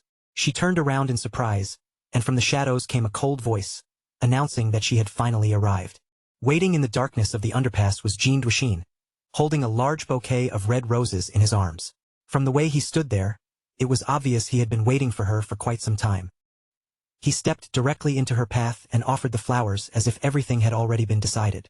Then he mentioned that she had left school too quickly to hear his invitation, before proudly adding that he had booked the entire top floor of Purple Peak Tower for the two of them tonight. Si-Yoon looked down at the roses, but instead of being moved, her expression turned cold. She asked him how he even knew where she lived. Jean Duishin answered with smug pride, saying his father was the city hospital director. To him, finding a small detail like someone's address was apparently nothing difficult at all. Si-Yoon was completely unimpressed. She replied coldly that the two of them belonged to different worlds, then told him not to come looking for her again before turning to walk away. Annoyed by her rejection, Jean Duishin quickly moved after her and grabbed her arm, forcing her to stop. He complained about how much effort it had taken to reserve the venue, his anger rising as he demanded to know if she really planned to stand him up and humiliate him in front of his guests. Si-Yoon glared at him without backing down, making it clear that she did not care about his reputation. Then she called him out directly, saying it was creepy that he had followed her all the way home. The word creepy struck Jean Duishin like a slap. His face twisted with anger as he stepped closer, losing the last bit of control he had been pretending to keep. With a dark, threatening expression, he warned her that she had no idea who she was talking to or what he was capable of doing. But before he could finish his threat, Si-Yoon reacted instantly. She snapped forward and slammed a hard headbutt straight into his face. The impact knocked Jean Duishin crashing to the ground, where he cried out in pain and clutched his bleeding nose. Standing over him with anger burning in her eyes, Si-Yoon shouted that he should go get his head checked at his father's hospital. Still furious, she turned and walked away, warning him to stay far away from her. As she left, she grumbled that his pathetic stunt had completely ruined her day. Later that evening, outside her apartment building, warm light spilled from her family's window above, standing in sharp contrast to the dark alleyway below. When Si-Yoon finally arrived home, her exhaustion vanished almost instantly as she was presented with the fluffy white lion cub, Leo. Her eyes lit up at once, sparkling with pure excitement and instant affection. She eagerly pulled the tiny beast into her arms and snuggled it close, completely falling in love on the spot. Barely able to contain herself, she excitedly asked her brother, Si-Chun, where he had found such an adorable little creature. Si-Chun introduced the cub as Leo and explained that it was a special gift just for her. Overjoyed, Si-Yoon could hardly believe it, marveling at the fact that she actually got to keep a baby lion. As Leo purred comfortably in her arms, Si-Yoon suddenly noticed something strange. She wondered aloud why such a tiny cub already had such a big mane, since normally only adult male lions were supposed to grow them. But she quickly brushed the mystery aside, far too happy to worry about it for long, and declared that she would get him registered first thing in the morning. Watching Si-Yoon and Leo bond so naturally, Si-Chun finally felt a sense of relief settle over him. With the beast staying by her side, he knew his sister would have protection while he was away. Just then, a sharp chime from Si-Chun's phone broke through his thoughts, and he lowered his gaze to the bright screen in his hand. As he read the email from the Guild's Supervision Bureau, a satisfied smile slowly appeared on his face. The message confirmed that his application had been approved. Relieved by the news, Si-Chun felt that everything could now move forward exactly according to plan. With his home life secured and the paperwork finally handled, Si-Chun's confidence returned. Now, the next major hurdle waiting for him was the graduation tiebreaker duel against Gong Ting in 6 days. 6 days later, the tiebreaker exam officially began on the outskirts of the city, deep within Greenlight Forest. Director Gong Xian stood before the candidates and told both of them to listen carefully as he began explaining the rules and details of the exam. At the base of a massive tree, a green portal shimmered behind him. Gong Xian announced that the school had chosen this wild dungeon as the site of the tiebreaker, adding that the latest survey had rated it as a D-rank dungeon. He confirmed that both Si-Chun and Gong Ting would enter at the same time and take the exam together inside that very same dungeon. Then Gong Xian gave them a serious warning. Wild dungeons were unmapped and far more dangerous than the controlled school dungeons they were used to, so 3 senior guild members from Esternia would enter with them as examiners. Those examiners would accompany the candidates inside the dungeon, making sure they stayed alive while also judging their performance throughout the test. The examiner team consisted of Ivan from the Imperial Guild, Yasmin Kai from the Divine Eye Guild, and Sato Woda from the Silver Guild. Gong Xian explained that the final scores would depend entirely on what those 3 examiners witnessed inside the dungeon. At the same time, a live video feed of the exam appeared in a dark VIP room back at the academy. Inside that room, Gong Lin watched the screen with a faint smirk. In silence, he hoped the 3 examiners would properly carry out their secret deal, leaving the job clean and making sure there were no loose ends. In the same room, Principal Yuan Long turned toward Vice Chairman Carl Cavendish and asked why he was still at the academy, especially when his official schedule had already ended 2 days ago. Carl lets out a low laugh as his eyes stay fixed on the screen, watching Si-Chun and Gong Ting stand before the dungeon entrance. He replies that there is nothing happening right now more entertaining than this match. After all, it has been years since he last saw two genuine prodigies clash, so there is no way he would leave before witnessing it for himself. Director Gong Xian raises his hand toward the glowing green portal and loudly announces the official start of the graduation tiebreaker exam. With both candidates burning with determination, the long-awaited match between Si Chan and Gong Ting finally begins. Neither of them hesitates for even a second. Si Chan and Gong Ting step forward together and walk straight into the bright green portal. Si Chan emerges on the other side first, the portal's green energy still clinging to his body like drifting mist. He slowly scans his surroundings and finds himself in a gloomy, lifeless landscape. Dead trees stretch out around him, their twisted branches clawing upward through the darkness. Near the dungeon entrance, the examiners take in the unsettling atmosphere. Yasmin observes that the place looks like a flower-type dungeon, while beside her, Ivan casually offers Sato Woda a cigarette. Sato quickly shushes him, reminding him that they are on duty and that the camera drone is recording everything. Then, without warning, a sharp buzzing sound erupts inside Si Chen's mind, cutting through the heavy silence of the dungeon. Si Chen's eyes widen as a bright red hologram suddenly flashes out from his chest. The warning light flickers violently, bathing his face in an ominous crimson glow. A large system alert blazes in front of him, warning that an extremely dangerous creature is nearby. Si Chan is stunned, realizing this is the first time his demon heart has ever sent him such a serious warning. But almost as quickly as it appeared, the warning suddenly disappears. Si Chan is left staring into the dark forest, wondering if a high-ranking monster could really be hiding inside what was supposed to be only a D-rank dungeon. He and Gong Ting continue forward along a barren path, surrounded by enormous gnarled roots and crooked branches that twist together like a cage. Gong Ting takes the lead with steady confidence, moving through the foggy terrain without hesitation, while Si Chen follows closely behind him. From a high ridge above, Yasmin watches the candidates and comments on how suffocatingly thick the fog has become. Beside her, Sato Woda orders the examiner team to stay fully alert and keep their attention locked on the examinees. A sudden crack tears through the tense silence. Right in front of the students, the rocky ground splits open violently, sending broken earth flying upward. From beneath the shattered ground, a grotesque, massive insectoid monster bursts into view. The system identifies it as a poison cage ant, a D-rank flower archer. Gong Ting reacts without missing a beat. His katana flashes from its sheath as he charges straight toward the towering beast with aggressive speed. Seeing that instant response, Ivan praises the young man's reaction time. But Sato Woda quickly warns that monsters from wild dungeons are faster, crueler, and far more underhanded than the creatures used in ordinary school training. The poison cage ant opens the battle by firing a volley of glowing green toxic projectiles. Gong Ting moves smoothly through the attack, his blade flashing again and again as he deflects every shot. Then, with one clean and powerful motion, Gong Ting leaps high into the air and brings his katana down, slicing the monstrous insect completely in half. The ant's severed upper body crashes heavily onto the ground. At that moment, Gong Ting's blade erupts with fierce golden energy, and he thrusts it straight through the fallen creature. Drawing on the power of his nuclear warrior class, Gong Ting unleashes Blazeblade Barrage. The attack detonates with overwhelming force, blasting the monster apart in a massive fiery explosion.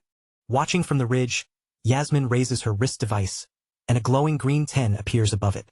She gives Gong Ting a perfect score for his field response, praising the way he reacted instantly and neutralized the monster's ranged attacks with almost no effort. Ivan also displays a perfect 10, approving of Gong Ting's combat logic. He points out that cutting off the venom-launching organ first stripped the beast of its ability to fight back. Sato Woda proudly raises his own score as well, awarding another 10 for finishing power because Gong Ting's final strike was clean, decisive, and completely without hesitation. As Gong Ting calmly stands with his glowing sword in hand, the examiners continue marveling at his precise positioning, control of the battlefield, and flawless execution. They agree that keeping such ice-cold composure against a wild monster is extraordinary for a student. Then Sato Woda shifts his attention to Si Chan, who is casually wandering off to the side with his hands tucked in his pockets. Sato immediately criticizes him, saying his complete lack of reaction when the monster appeared was unacceptable. To him, Si Chen's relaxed attitude looks like total disinterest and a complete failure in the exam. Gong Ting says nothing. He simply watches Si Chen's unusually relaxed back, staring at how calm and unbothered his rival seems to be. Back in the VIP observation room, Carl Cavendish and Principal Yuan Long are both watching Si Chen closely on the live screen. Carl asks in a casual tone what the principal thinks Si Chen is actually trying to do out there in the fog. Principal Yuan Long smiles faintly, as if he has already figured it out. He deduces that Si-chun is not wandering aimlessly at all, but actively hunting for something specific. Inside the dungeon, Si-chun suddenly stops near a tangled mass of giant tree roots and lightly taps his foot against them. After feeling out the structure beneath him, he realizes the central point could let him wipe out the entire threat in one sweeping move. Golden lightning sparks to life around his hand, crackling sharply as it condenses into a bright, jagged dagger. With his target finally located, Si-chun coldly declares that he has found it. Then he drives the lightning blade straight down into the massive roots without mercy. The instant the dagger strikes, a huge shockwave of golden lightning surges deep beneath the ground, tearing through the earth and violently rupturing everything below.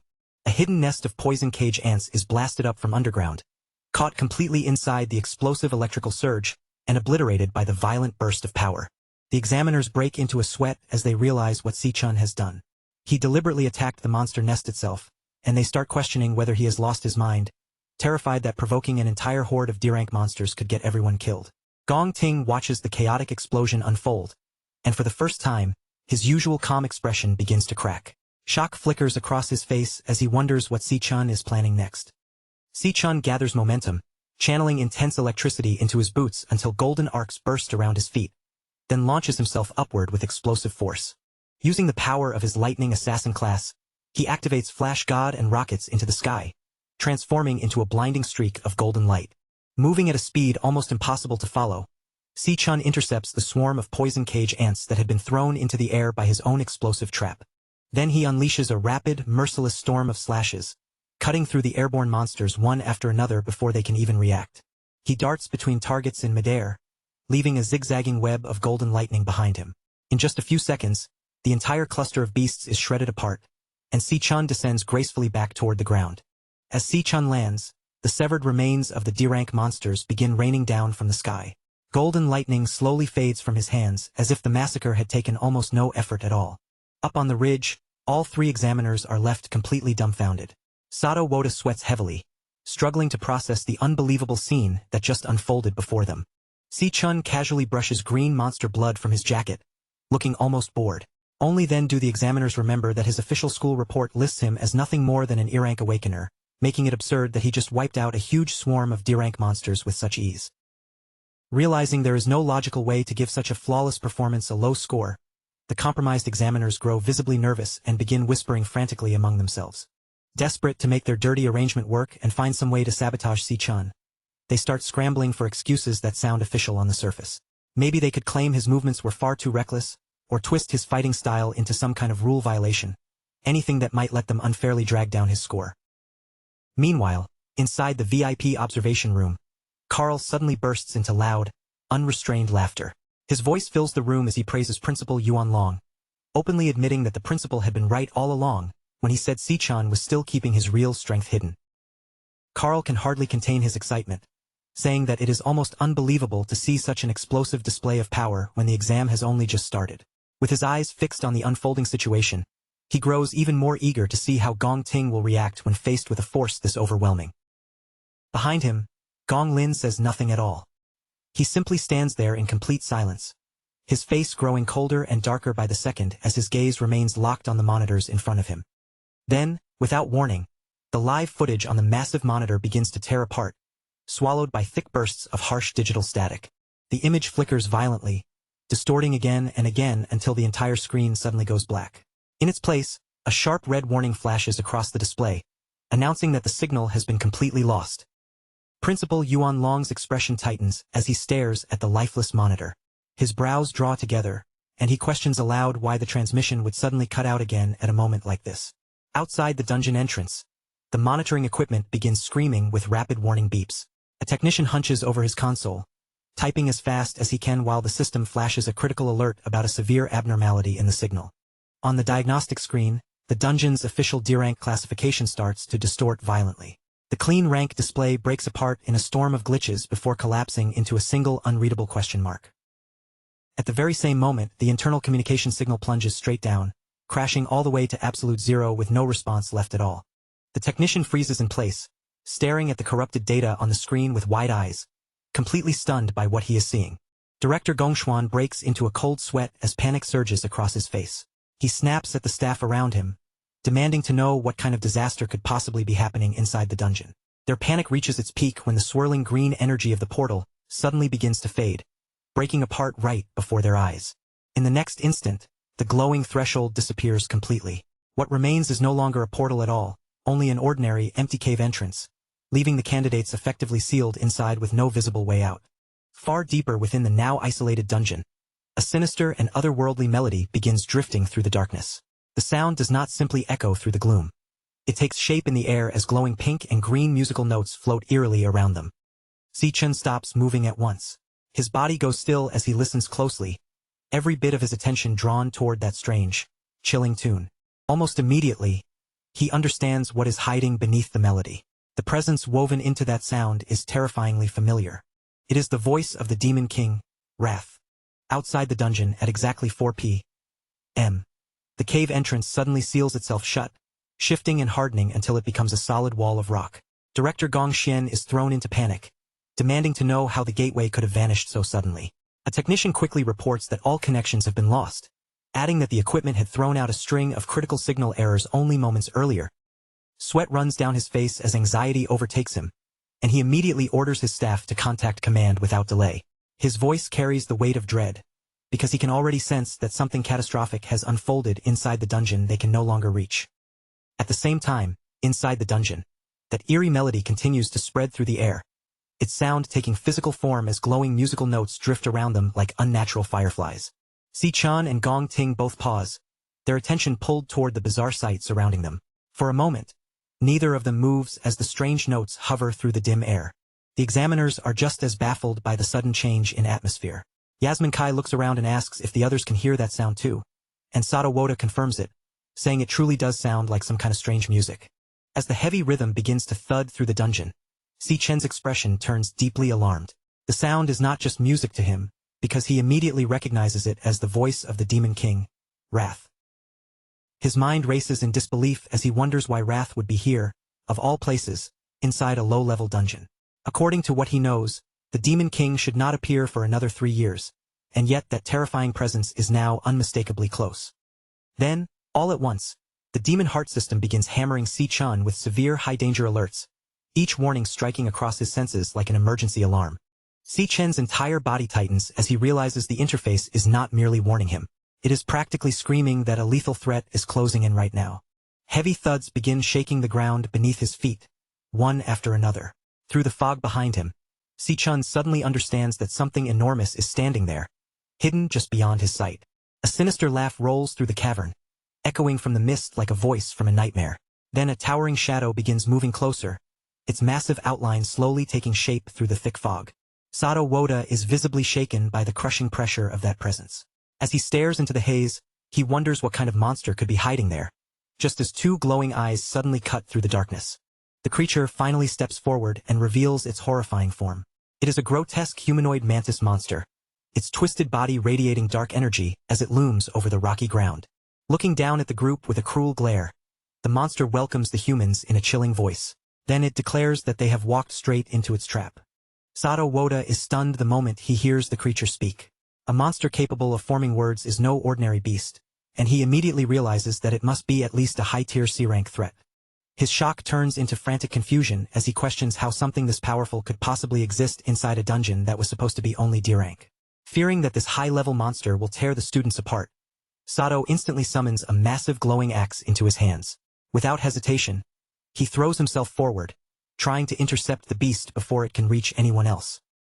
As he charges in, Sato shouts for everyone to get behind him, urgently positioning himself as their shield against the monster. But before Sato can even bring his attack down, the mantis demon moves first, countering with terrifying speed that the eye can barely follow. In one brutal motion, the monster swings its scythe-like limb through the air. The strike lands cleanly, and Sato's entire arm is severed before he can react. The other examiners freeze in horror, unable to process what just happened. In that same instant, the mantis demon disappears from sight and reappears directly behind Gong Ting. Raising its bloodied scythe, it mocks them coldly, telling the group to curl up and accept their fate. With a sickening, heavy impact, the monster drives its blade straight through Gong Ting's shoulder and out through his chest. Its voice turns ruthless as it commands the young man to die. Even with his body impaled, Gong Ting does not collapse.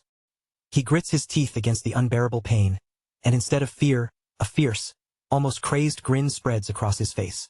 Taking advantage of how close the monster is, Gong Ting swings his flaming golden sword down with vicious force.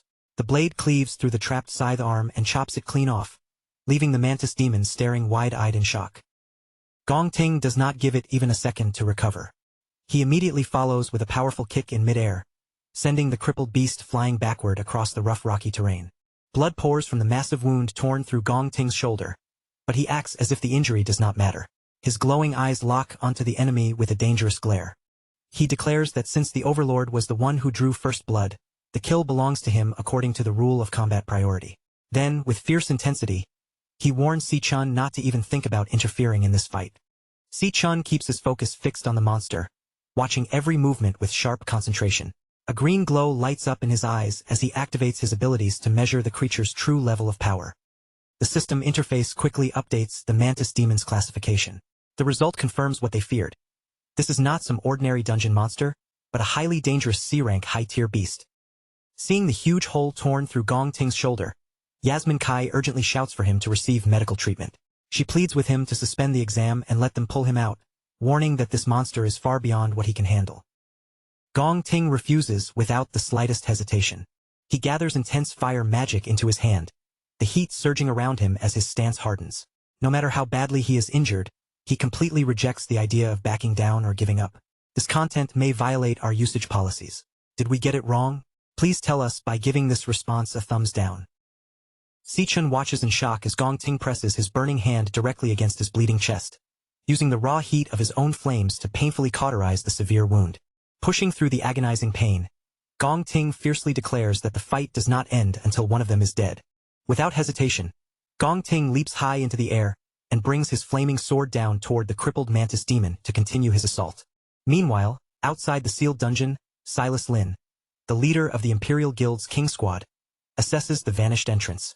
He calmly explains that this phenomenon indicates a highly intelligent monster operates inside, one that purposely lured the humans in before snapping the trap shut. Director Gongshin panics, desperately asking if there is any way to force the entrance back open since the students are still trapped inside. Silas coldly states that there is only one way to make the exit reappear. Someone on the inside must track down and kill the dungeon's overlord. Desperate for a silver lining, Director Gong Xian tries to rationalize the situation. He suggests that since a standard D-rank dungeon caps out at a C-rank overlord, the trapped examiners and students should still have a fighting chance to kill it and escape. Silas quickly shatters his optimism. He reveals that the initial D-rank reading is just a fabricated mask created by the overlord to purposely disguise the dungeon's true, deadly nature.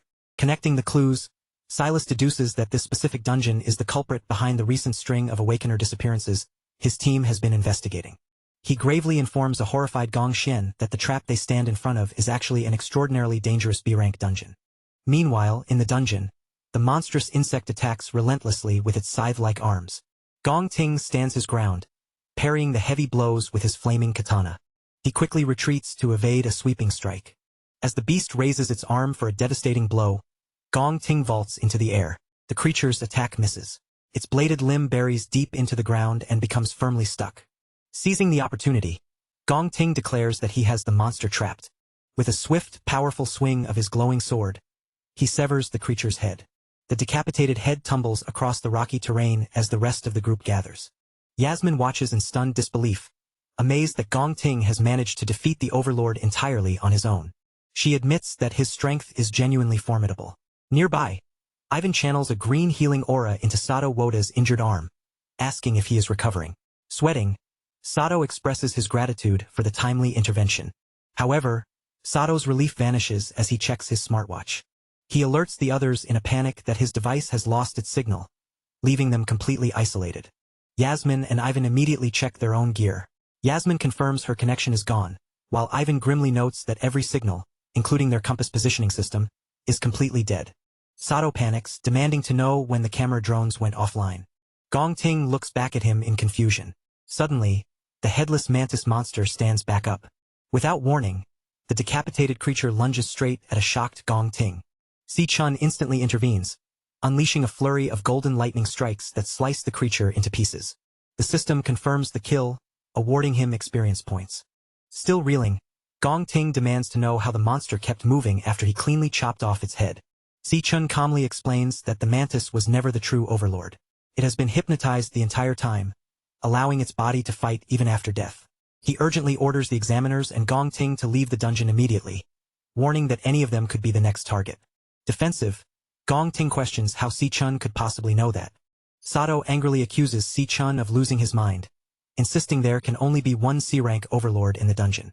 He argues that the high-tier monster they just fought has to be the boss, as nothing else makes sense. Before Si Chun can argue further, his system floods his vision with critical warnings of a highly dangerous creature. Suddenly, a massive, pulsing wave of psychic energy sweeps through the cavern. Caught in the blast, Yasmin, Ivan, and Sato's eyes begin to glow with a sinister pink light as the true overlord's hypnosis takes complete control of their minds. Realizing his warning has come too late, Si Chun quickly activates a wireless earbud. He immediately recognizes the distinct, pulsating sound wave. In his past life, he witnessed the Demon King, Raph, use this exact frequency to seamlessly hypnotize and slaughter millions of ordinary humans across the globe. He turns to see Yasmin, Ivan, and Sato perfectly synchronized, marching forward in a mindless trance. Convinced that the dungeon's true overlord is directly connected to Raph, Si Chun coldly resolves to face the creature head-on. As he follows the hypnotized examiners deeper into the dark cavern, Si Chun's system continuously bombards him with warnings about highly dangerous creatures ahead. The group soon arrives at a massive, eerie lair filled with glowing green egg sacs, where towering dark serpents guard a central, cloth-draped figure. Si Chun remains completely unaffected by the monster's alpha frequency thanks to the counter-frequency audio track playing in his earbud, a precaution he prepared specifically for Raph. However, knowing the unprotected examiners could drop dead from the mental strain at any second, he decides to kill the overlord immediately. The sinister entity immediately senses them stepping into its domain. Its chilling voice rolls through the cavern, thick with hunger, as it savors the thought of tearing into their fresh flesh. Si Chun lifts his gaze and glares back with icy calm, his entire body ready for the fight about to erupt. Years earlier, in a brutal memory from the past, a young Gong Ting stands there exhausted and covered in blood. At his feet lies his brother, Gong Chang, beaten down after Gong Ting had struck him again and again with a broken wooden stick. Their father, Gong Lin, watches the violent scene without the slightest trace of warmth. Instead of stopping it, he coldly congratulates 8-year-old Gong Ting for winning. Later, Gong Lin sits comfortably at an elegant dining table, surrounded by the luxury of the Gong family, as he calmly lays out the cruel rules his children are expected to live by. The one who wins earns the right to sit down and eat. The loser, young Gong Chang, is denied even that much and must kneel on the ground until sunrise. Outside, Gong Chang kneels exactly as ordered, bruised from the beating and too frightened to resist. His small body stays bent obediently in the cold while his empty stomach growls from hunger. Unable to ignore his brother's suffering, Gong Ting secretly slips over to him in the dark and quietly offers him a piece of bread. Gong Chang looks up in surprise, fear flashing across his face. In a trembling whisper, he warns Gong Ting that if their father catches him, the punishment will be terrible. But Gong Ting does not pull his hand back. Ignoring the danger completely, he firmly tells his brother to stop talking and just eat. That small act of kindness, however, does not stay hidden for long. Gong Ting is soon slapped viciously across the face, the blow snapping his head to the side. After that, he is forced down onto his knees, trembling on the floor as his father stands over him with a whip in hand. Looking down at his beaten son, Gong Lin asks in a cold voice whether Gong Ting understands why the Gong family has managed to hold so much power and status. Then he declares with absolute pride that the answer is simple. He has never once lost a fight. He forces that ruthless belief into his son's mind, telling him that winners are the ones who create the rules, while losers have no choice but to bow their heads and obey them. Even after being beaten, young Gong Ting still refuses to fully submit. With defiance burning in his eyes, he asks his father whether beating him would mean he gets to make the rules too. Gong Lin only laughs at the challenge, as if the thought itself is nothing more than a childish joke. Years pass, and Gong Ting once again ends up on the ground, badly beaten and barely able to hold himself up on his hands and knees. Blood spills from his mouth as his shattered sword clatters beside him. Filled with anger and humiliation, he demands to know why his father refused to face him in a proper, fair duel. He then pushes the question further, asking why Gong Lin had Silas Lin step in and attack him instead of accepting the challenge himself. Gong Lin remains completely unfazed. With a faint smirk, he explains that his real strength is not limited to his own fists or weapons, but comes from the power and authority he can command through others. Standing above his defeated son, Gong Lin tells him that the world has never been governed by fair rules. In his eyes, the world runs on only one brutal truth. You have to win, no matter what it takes. He keeps driving that lesson into Gong Ting, insisting that the method is irrelevant and only the outcome matters. As a member of the Gong family, Gong Ting is expected to stand at number one, even if he has to abandon family, loyalty, and his own dreams to get there. Gong Lin ends his lesson with a final merciless statement, saying that winning is the only reason Gong Ting is allowed to keep living. Those cruel words echo all the way back through Gong Ting's childhood, carving a scar deep into him until he comes to believe that survival itself depends on always winning. Back in the present, the group stands face to face with the enormous hidden monster overlord waiting deep inside the dungeon. All around it, giant snakes coil through the lair, while glowing green egg sacs pulse ominously like something inside them is ready to hatch. Si-chun remains completely unaffected by the creature's mind control magic. The special audio track playing through his earbud protects him, a countermeasure he had prepared because he always expected he would have to confront the Demon King, Wrath, sooner or later. But the hypnotized examiners have no such protection. Knowing their minds could collapse from the pressure at any moment, Si-chun decides the monster has to be killed immediately. Just before Si-chun can make his move, Gong Ting suddenly grabs his wrist. His grip is tense and desperate as he whispers for him to stop. To tear himself free from the monster's control, Gong Ting digs his fingers directly into the terrible wound in his own chest. Fresh blood spills down to the floor as the pain violently drags his mind back into focus. Breathing hard and shaking from the agony, Gong Ting admits that he has no idea how Si-chun managed to resist the trance. For him, the only way to stay conscious is to keep hurting himself enough to remain clear-headed. He urgently warns Si-chun not to attack recklessly, because one careless move will expose their position and could get every single person there killed. Sweat runs down his face as he points toward the countless glowing eggs clustered around the monster's throne. He explains that if they disturb the nest, those eggs will unleash dozens of C-rank monsters at once, and once that swarm surrounds them, survival will become nearly impossible. Looking over the trap laid out before them, Gong Ting understands what kind of enemy they are facing. This intelligent overlord disguised its lair as a weak dungeon on purpose, all to lure in unsuspecting awakeners and slaughter them. Because of that, Gong Ting is certain the monster will not simply ignore them. Sooner or later it will come closer on its own. He quickly lays out a new plan. They should play along, stay still, and let the overlord believe its hypnosis is working. Then, the instant it comes within striking distance, they can launch a surprise attack together and kill it in one blow. Si-chun looks at Gong Ting with a hint of surprise, clearly a little impressed. He admits that he did not expect Gong Ting to stay this calm and think so logically under such intense pressure. Even so, Si-chun rejects the plan completely. His voice turns serious as he warns Gong Ting that waiting will not work, because this particular monster does not even need to move in order to kill them. He explains that the overlord does not have to attack with claws, fangs, or any physical strike at all. With a single thought, it can command anyone under its spell to take their own life. The moment those words leave his mouth, the hypnotized examiners begin moving as if to prove him right, each of them preparing to end their own life. Sato draws out a saw, Yasmin raises her gun and points the barrel at her own head, while Ivan's hands clamp around his throat as he starts choking himself. Si-chun acts before any of them can finish it. Moving with lightning speed, he strikes all three examiners in rapid succession, knocking them unconscious just in time to stop them from hurting themselves. That sudden burst of movement immediately draws the overlord's attention. Realizing that its prey is no longer quietly obeying, the monster grows furious and declares that its food has been ruined. In response to the threat, the overlord activates the glowing green egg sacs around the lair, and one after another, they begin bursting open violently. Dozens of dangerous C-rank blade arm mantises crawl out from the ruptured eggs, their bodies unfolding from the slime as the overlord commands the swarm to kill the intruders. As the deadly horde closes in from every direction, Gong Ting immediately realizes their stealth plan has completely fallen apart. With no time left, he decides they have to switch to an emergency backup plan. With his sword drawn, Gong Ting plants himself firmly in front of the unconscious examiners, putting his own body between them and the monsters closing in.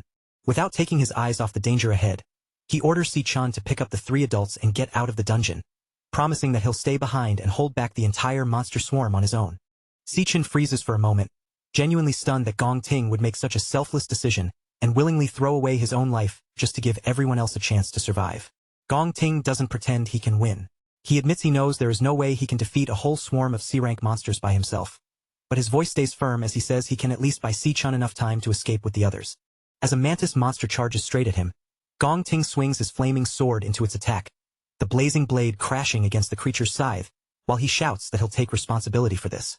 He grits his teeth and blames himself, knowing that it was his demand for the tiebreaker duel that dragged everyone into this deadly trap in the first place.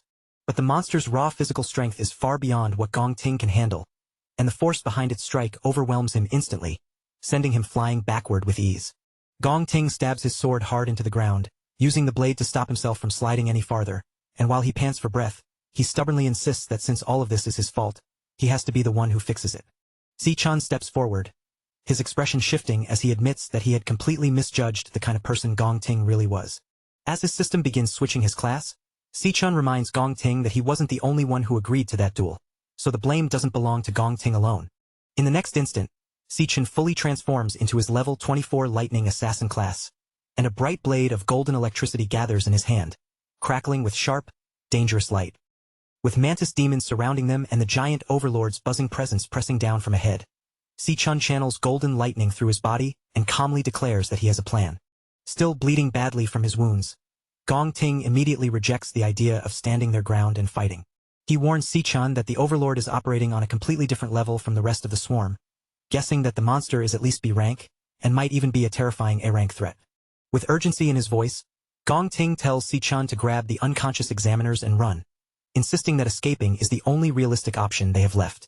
Si-chan admits that the monster is definitely a nightmare to deal with, but he points out the fatal flaw in Gong Ting's plan. The dungeon gates have already been locked down. If the exit were still open, the Imperial Guild's rescue teams would have rushed in long ago to save them. Gong Ting's eyes widen in complete shock as he realizes that they are not just surrounded by monsters. They are completely trapped inside. Si-chan keeps his gaze fixed on the silent overlord, studying its every movement while trying to figure out the safest way through this deadly situation. He reasons that if this creature really is an A-rank monster, then its combat power should be close to the Phantom Main Lion King he once fought inside the Dreadspire. Then, without warning, the swarm launches its attack. A mantis demon leaps forward with its heavy scythe raised, but Si-chan meets the strike head-on, easily blocking the force of the blow with his lightning dagger. At the same time, another mantis dives down from above, making Gong Ting's face tighten with panic as he shouts for Si-chan to look out. Before the creature can land its attack, Si-chan and Gong Ting move almost in perfect sync, their glowing blades flashing together as each of them cuts down an attacking mantis demon in an instant. But the brief opening doesn't last, because moments later, a massive swarm of mantis demons screeches violently and rushes straight toward them. Clutching his bleeding chest, Gong Ting clenches his teeth and realizes that with this many monsters charging at once, it is only a matter of time before the two of them are completely overwhelmed. Even with the odds stacked terribly against them, Si-chan refuses to back down and begins gathering his energy with sharp focus. Drawing power from his lightning assassin class, he forms several crackling blades of electricity in his hand, each one shining with fierce golden light. With one swift motion, Si-chan fires out a wave of golden lightning blades, and the attacks tear straight through several charging beasts at the same time. But he doesn't stop there. The moment the first wave lands, Si-chan immediately activates his Flash God skill. Moving so fast that his body nearly disappears from sight, he darts straight into the swarm and slices through multiple monsters in a single rush, sending their heads flying before they can react. Gong Ting watches the unbelievable display of power with his eyes wide, unable to accept that what he is seeing should even be possible. He knows that the assassin class is naturally weak in base strength, which should make it almost useless when surrounded by large groups of enemies. And yet, right in front of him, Si-chan slips past a massive scythe swing with perfect ease. Then Gong Ting notices something even more astonishing. Every single strike Si-chan makes lands cleanly on a weak point. That is when Gong Ting realizes Si-chan is covering the assassin class's lack of raw power with overwhelming speed, flawless technique, and terrifying precision. As he stares at the blurred afterimages flashing through the battlefield, Gong Ting is left amazed by just how fast Si-chan is moving. And while Si-chan tears through the rest of the swarm in a storm of lightning slashes, Gong Ting comes to a shocking conclusion. His rival's speed has already reached A-rank level, maybe even higher. Seeing Si-chan fight with such incredible skill lights a spark inside Gong Ting, and he tightens his grip around his glowing sword, realizing for the first time that they might actually survive this battle. But the Overlord, clearly irritated by their stubborn resistance, finally begins to move. It gathers a massive wave of dark pink energy around itself, the power swelling violently as it starts activating a powerful boost. That dark energy spreads across the remaining mantis demons, wrapping over their bodies and sharply increasing both their strength and their aura. Furious, the Overlord commands the newly powered-up swarm to tear Si-chan apart immediately and chop him into pieces. Si-chan stands his ground, electric blades burning brightly in his hands as the strengthened enemies close in. One of the buffed mantises lunges forward, trying to crush him with its enhanced power, but Si-chun springs over the attack and slices the monster apart in midair. Seeing the battle grow even more intense, Gong Ting's fighting spirit surges, and he shouts for Si-chun to hold on as he raises his own blade and prepares to join in. Si-chun pushes himself to the edge, unleashing a relentless storm of golden slashes as he cuts into the supercharged swarm again and again. Then suddenly, a mantis demon appears directly behind him. Trusting his insane speed, Si-chun vanishes from the spot just in time, slipping away before the deadly strike can connect. He reappears in an instant and launches a rapid barrage of close-range slashes. But this time his attacks fail to cut through the creature's newly strengthened armor. The enraged mantis immediately retaliates, swinging back with a heavy, brutal blow. Si-chun raises his blade and blocks the strike, but the sheer force behind it still drives him far backward, forcing him to give ground under the impact. Breathing hard after being forced back, Si-chun quickly understands what has changed. The Overlord's boost has raised every one of the monster's stats, pushing the entire swarm straight into B-rank territory.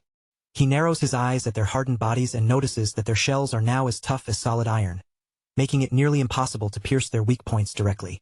If they want to land a real hit, they first need a way to shatter that armor. From behind him, Gong Ting suddenly calls out in gratitude, shouting that Si-chun has done enough and bought him exactly the time he needed. Without the slightest hesitation, Gong Ting throws away his speed, his stamina, and even his elemental control, forcing every last bit of power he has into pure strength. In the next instant, flames explode around his sword, rising like a massive blazing pillar as he unleashes Liyue. Later that evening, back at the rental apartment, Ju Tong finally arrives carrying bags of groceries in both hands, apologizing as she steps inside and says it took her longer than expected to buy the drinks. Si-Yun sits there with Leo resting quietly on her shoulder and gently tells Ju Tong not to worry, since her brother still has not returned anyway. Hearing that, Ju Tong looks surprised and asks in disbelief if he is still outside. Ju Tong then asks whether Si-Yun's brother already knows she passed the Art Academy exam. Si-Yun says she has not told him the result yet, only that she had huge news to share, and since he is probably just running late, she suggests they start celebrating without waiting any longer. Just as they are about to begin, Si-Yun picks up an empty jar and suddenly realizes that the garlic sauce is completely gone. She tells Ju Tong to stay at the apartment for a little while, saying she and Leo will make a quick trip to the store. While she is out, she plans to grab some extra snacks too, so they can celebrate properly when she comes back.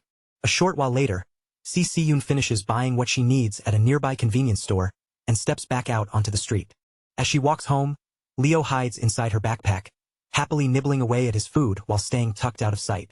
Si-Yun smiles softly at how well-behaved he has been, calling him her little angel for staying so quiet the entire time.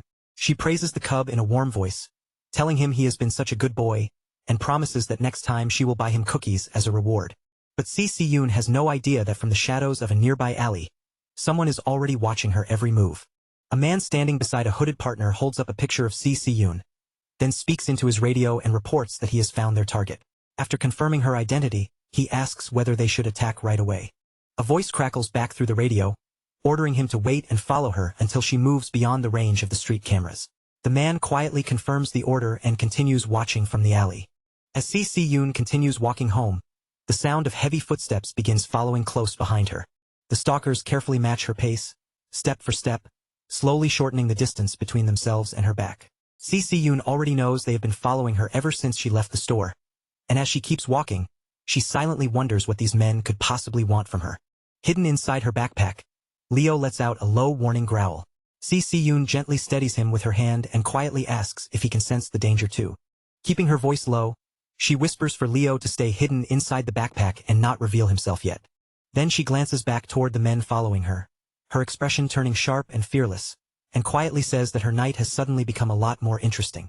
Deep inside the dungeon, Si-chun breathes heavily as he realizes the monster boss's dark energy has transformed the bug swarm into a far greater threat than before.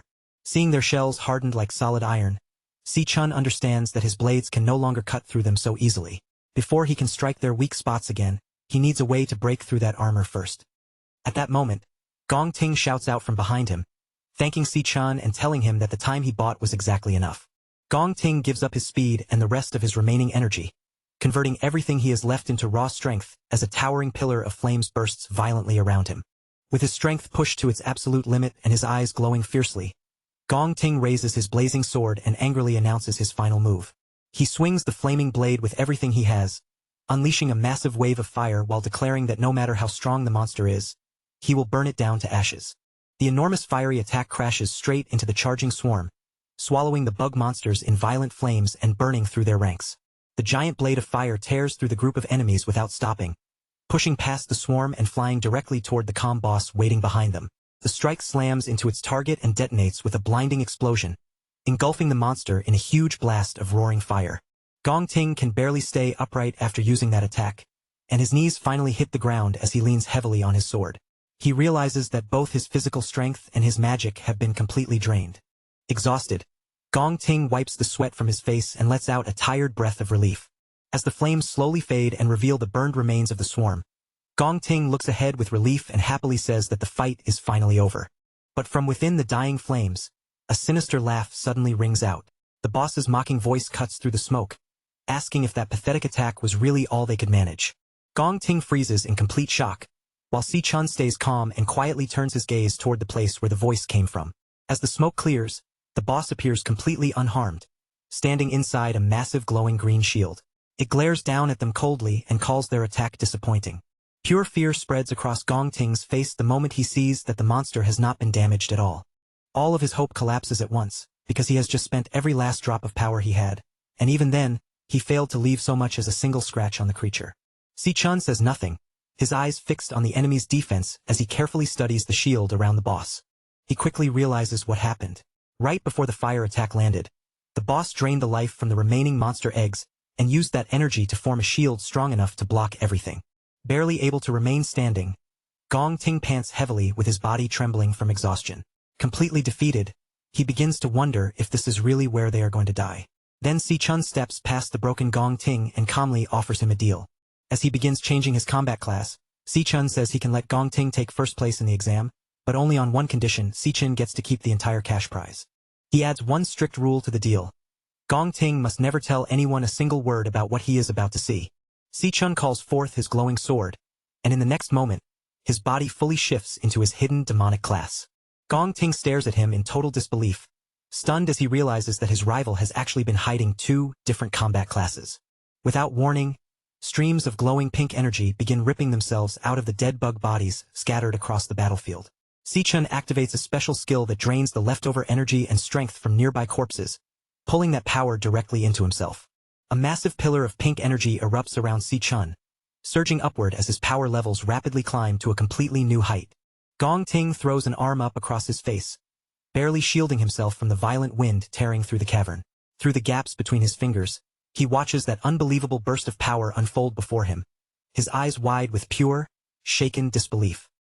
Even the boss monster goes still for a moment, its movements stopping cold as it silently fixes its gaze on the boy standing before it.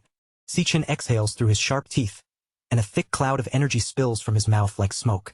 His body is already pushed to the edge, his strength and stamina both scraping against their absolute limit. But wrapped in that dark, demonic glow, he still stands with terrifying confidence and repeats the promise he made before. This monster will die by his own hands. Then the Overlord finally makes its next move, unleashing its skill Soul Rest Enigma. A violent surge erupts from the Overlord's glowing green shield, spreading outward in an instant and filling the cavern with a crushing wave of psychic pressure. The mental attack crashes straight into Gong Ting. Already bleeding and completely drained, he clutches his head with both hands as pain twists across his face, cursing under his breath as that hateful hypnosis begins clawing its way back into his mind. But Si Chun, now fully transformed, doesn't even tremble under the pressure. The Overlord stiffens as Si Chun starts walking toward it, his massive sword resting calmly across his shoulder. Unable to hide its confusion, the monster demands to know why its hypnosis isn't working on him at all. Desperate to bring him down before he gets any closer, the Overlord fires off sonic hell, sending a brutal shockwave blasting outward through the cavern. The force tears across the stone chamber like a storm. Si Chun plants himself firmly and holds his ground without backing away, while Gong Ting is crushed under the pressure and bends over in pain, letting out a strained cry. The Overlord's gaze locks tightly onto the boy, watching him with growing unease. Si Chun simply stares back at it, his glowing eyes burning through the darkness. Then he takes another step forward, and then another, continuing straight toward the shielded monster without the slightest hesitation. Panic finally flashes through the Overlord. Its voice breaks into a stammer, unable to understand how its attack could have failed so completely. The Overlord roars out an order for its summons to rip Si-Chun apart, and in response, a massive shadowy serpent lunges toward him with its jaws wide open. Si-Chun tightens his grip around his glowing sword. Then, with one savage swing, he cleaves straight through the serpent and splits its head cleanly in two. The giant beast loses all strength and comes crashing down hard against the cavern floor. Before the dust can even settle, two more enormous serpents dive down from above, rushing at him from the darkness overhead. Si-Chun braces his stance, draws his blade back, and sweeps it out in a wide, merciless arc. In a single cut, both serpents lose their heads at once. With nothing left blocking the way, Si-Chun surges forward and charges directly toward the Overlord. The monster bursts into arrogant laughter, declaring that its barrier is impossible to break. Si-Chun looks up at it and asks if that is really true. Then he launches himself high into the air, rising above the glowing shield as his attack takes shape. The system announces the activation of his stellar warrior skill, Asura Collapse. Power begins draining from the monster corpses scattered around the cavern, their remaining strength being pulled into Si-Chun's body to fuel him. With that borrowed power surging through him, Si-Chun lets out a fierce roar. He brings his sword down with every last bit of force he can gather, and the Overlord's barrier explodes apart, shattering into countless fragments. The Overlord can only stare, frozen in complete disbelief. Gong Ting is just as stunned. His rival had destroyed that shield with a single strike, right before his eyes. Si-Chun lets his weapon fall away, then pulls his fist back as blinding energy gathers around it. The system confirms that triple cataclysm has activated in crushing mode. In the next instant, Si-Chun drives his fist straight through the Overlord's body, and a violent surge of raw energy blasts the monster apart from the inside. That devastating punch hammers the Overlord down into the ground with overwhelming force. Smoke rolls up from the crater. As it slowly clears, the Overlord is left as nothing more than a broken, shadowy remnant, muttering weakly while clinging to what little life it has left. Si-Chun stands over the shattered monster and orders it to speak. His voice is cold as he demands to know what connection it has to Wrath. The Overlord is stunned by the question and asks how a mere human could possibly know Lord Wrath's name. Si-Chun doesn't back down for even a second and demands an answer. The Overlord spits the words back at him, saying that if it actually knew where the Demon King was, it wouldn't be rotting away inside this dungeon. Instead, it would already be trying to break the seal that held him. Si-Chun suddenly freezes. The meaning behind those words hits him hard. Someone in this world had actually managed to seal Wrath away. The Overlord breaks into wild laughter, warning that Lord Wrath will rise again. It swears that the Demon King will one day reclaim his armies, return to power, and slaughter every last human until nothing remains but bones. Then the Overlord's core ruptures, cracking apart before dissolving into the air.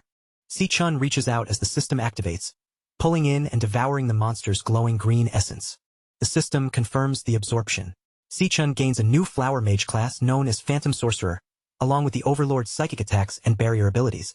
His level rises all the way to 25, and he also receives 3 rare black-scale snake galls as rewards. As Si-Chun reviews the details of his new class, the pieces begin falling into place. Wrath hadn't simply appeared out of nowhere in the future. The Demon King had already been trapped in their world long before the invasion ever began. That meant a massive hidden conflict must have happened in the past, one powerful enough to seal Wrath away, and Si-Chun realizes he knows absolutely nothing about it. His thoughts are suddenly interrupted when he notices Gong Ting limping toward him through the cavern. Badly injured and coughing up blood, Gong Ting admits that he never expected he would end up fighting someone with dual classes. He acknowledges that Si-Chun stands on a completely different level from him, and with no more excuses left, he admits Si-Chun is the winner of their duel. Gong Ting then gives his word that Si-Chun's secret will stay buried with him.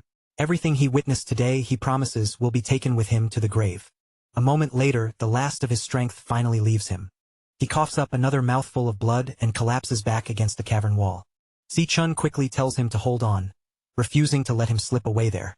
Now that the Overlord has finally been killed, the dungeon's sealed exit should open again at any moment, and once that happens, the guild's rescue teams will come rushing in from outside. But before Si-Chun can relax, his entire body suddenly goes still. His passive pact skill activates on its own, and a sharp warning floods straight into his mind. The system immediately forces a shared vision into his head, letting him see through the eyes of his contracted beast, Leo, and showing him exactly what the little cub is facing. In that vision, a hostile man stands there wrapped in dark, swirling energy. The instant Si-Chun realizes where Leo is, his expression changes, and he shouts his sister's name in alarm. Through the psychic link, he sees an awakener with eerie green eyes glowing in the darkness. controlling shadowy tentacles that twist and spread around him. That man is closing in on the terrified Si-Yoon, while she hugs Leo tightly against her chest, using her own body to shield the small cub from the creeping appendages reaching toward them. Late in the afternoon on June 24th, Si-Yoon walks by herself through the cramped backstreets of the city, heading home as the warm daylight slowly drains away between the tall buildings around her. But the uneasy feeling starts the moment she leaves the convenience store. Something is off. No matter which narrow street she turns into, two unsettling shadows keep trailing behind her, matching her pace like they have been waiting for the right chance. Just a short distance behind her, two rough-looking thugs follow with smug, crooked grins spread across their faces, and the worst part is that they barely even bother pretending their intentions are harmless. Inside Si-Yoon's backpack, little Leo senses the danger before anything actually happens. The tiny cub gives a quiet, protective growl, and when Si-Yoon feels the bag shift against her back, she calmly murmurs to him, asking if he can feel those dangerous men nearby too. Even then, Si-Yoon refuses to panic. She steadies the backpack with one gentle hand, keeping Leo from moving around too much, and softly tells her little partner to stay hidden inside no matter what happens next. Instead of shrinking back in fear, Si-Yoon glances over her shoulder with a sharp, fearless look in her eyes. Honestly, a small part of her almost seems pleased that they chose to follow her, because what had been shaping up to be a boring evening has suddenly become much more interesting. Her survival instincts kick in without hesitation. If someone is following you, the first thing to do is get somewhere crowded. So without wasting another second, Si-Yoon hurries down a flight of stairs and heads straight toward the busy market district. At this hour, the restaurant street is packed from end to end, overflowing with hungry customers, rushing workers, bright storefronts, and waves of people moving through the narrow road in every direction. Si-Yoon takes full advantage of the dinner rush. She slides into the thick crowd as naturally as if she belongs there, weaving between shoppers and diners until the stalker's clear view of her begins to break apart. Behind her, the two thugs quickly start losing ground. The man in the beanie grows visibly irritated, pushing people aside with his shoulder and forcing his way through the crowded street, desperate to catch up before she slips away completely. But Si-Yoon's escape strategy is far too clean for them. Every turn she takes and every body she passes behind makes it even harder for the men to keep their eyes locked on her. Then, at the exact moment the crowd pulls their attention away for even a tiny second, Si-Yoon vanishes from their sight, slipping out of the flow of people as if she has disappeared into thin air. The two thugs stop dead in the middle of the street, completely stunned by how quickly they lost her. A second later, panic rushes over them, and they whip around, searching every face, alley, and corner for any sign of where she went. Meanwhile, Si-Yoon has already broken away from the noise and lights, darting into a quiet, isolated alley where she can hide for a brief moment and catch herself. She pauses there, breathing hard, then carefully turns her head and checks behind her. Once she confirms the creepy stalkers are no longer following, the tight tension in her face finally loosens with relief. But just as Si-Yoon begins to think she has truly shaken them off, a heavy footstep suddenly echoes from directly in front of her. Her whole body freezes. Standing right on the steps of her own apartment building is a suspicious older man with slicked-back white hair, waiting there as if he already knew she would come. The man casually smokes his cigarette with the relaxed attitude of someone who owns the place, then mockingly complains that he has been waiting too long because the front door of the building was locked. Si-Yoon's heart drops as the truth hits her all at once. This was never some random encounter, it was a trap set up in advance. Horrified, she steps back and demands to know who they are, and how they somehow knew exactly where she lived. Before the white-haired man gives her any answer, the two thugs from earlier finally catch up behind her, blocking off the way she came while laughing about how fast this little chick can run. With every escape route cut off, Si-Yoon realizes she is completely surrounded. Even so, she refuses to stand there and give up, so she makes a desperate dash down the corridor, while the hunters behind her burst into cruel, manic laughter at her hopeless struggle. But these men are not just ordinary street punks chasing a helpless girl. They are awakeners.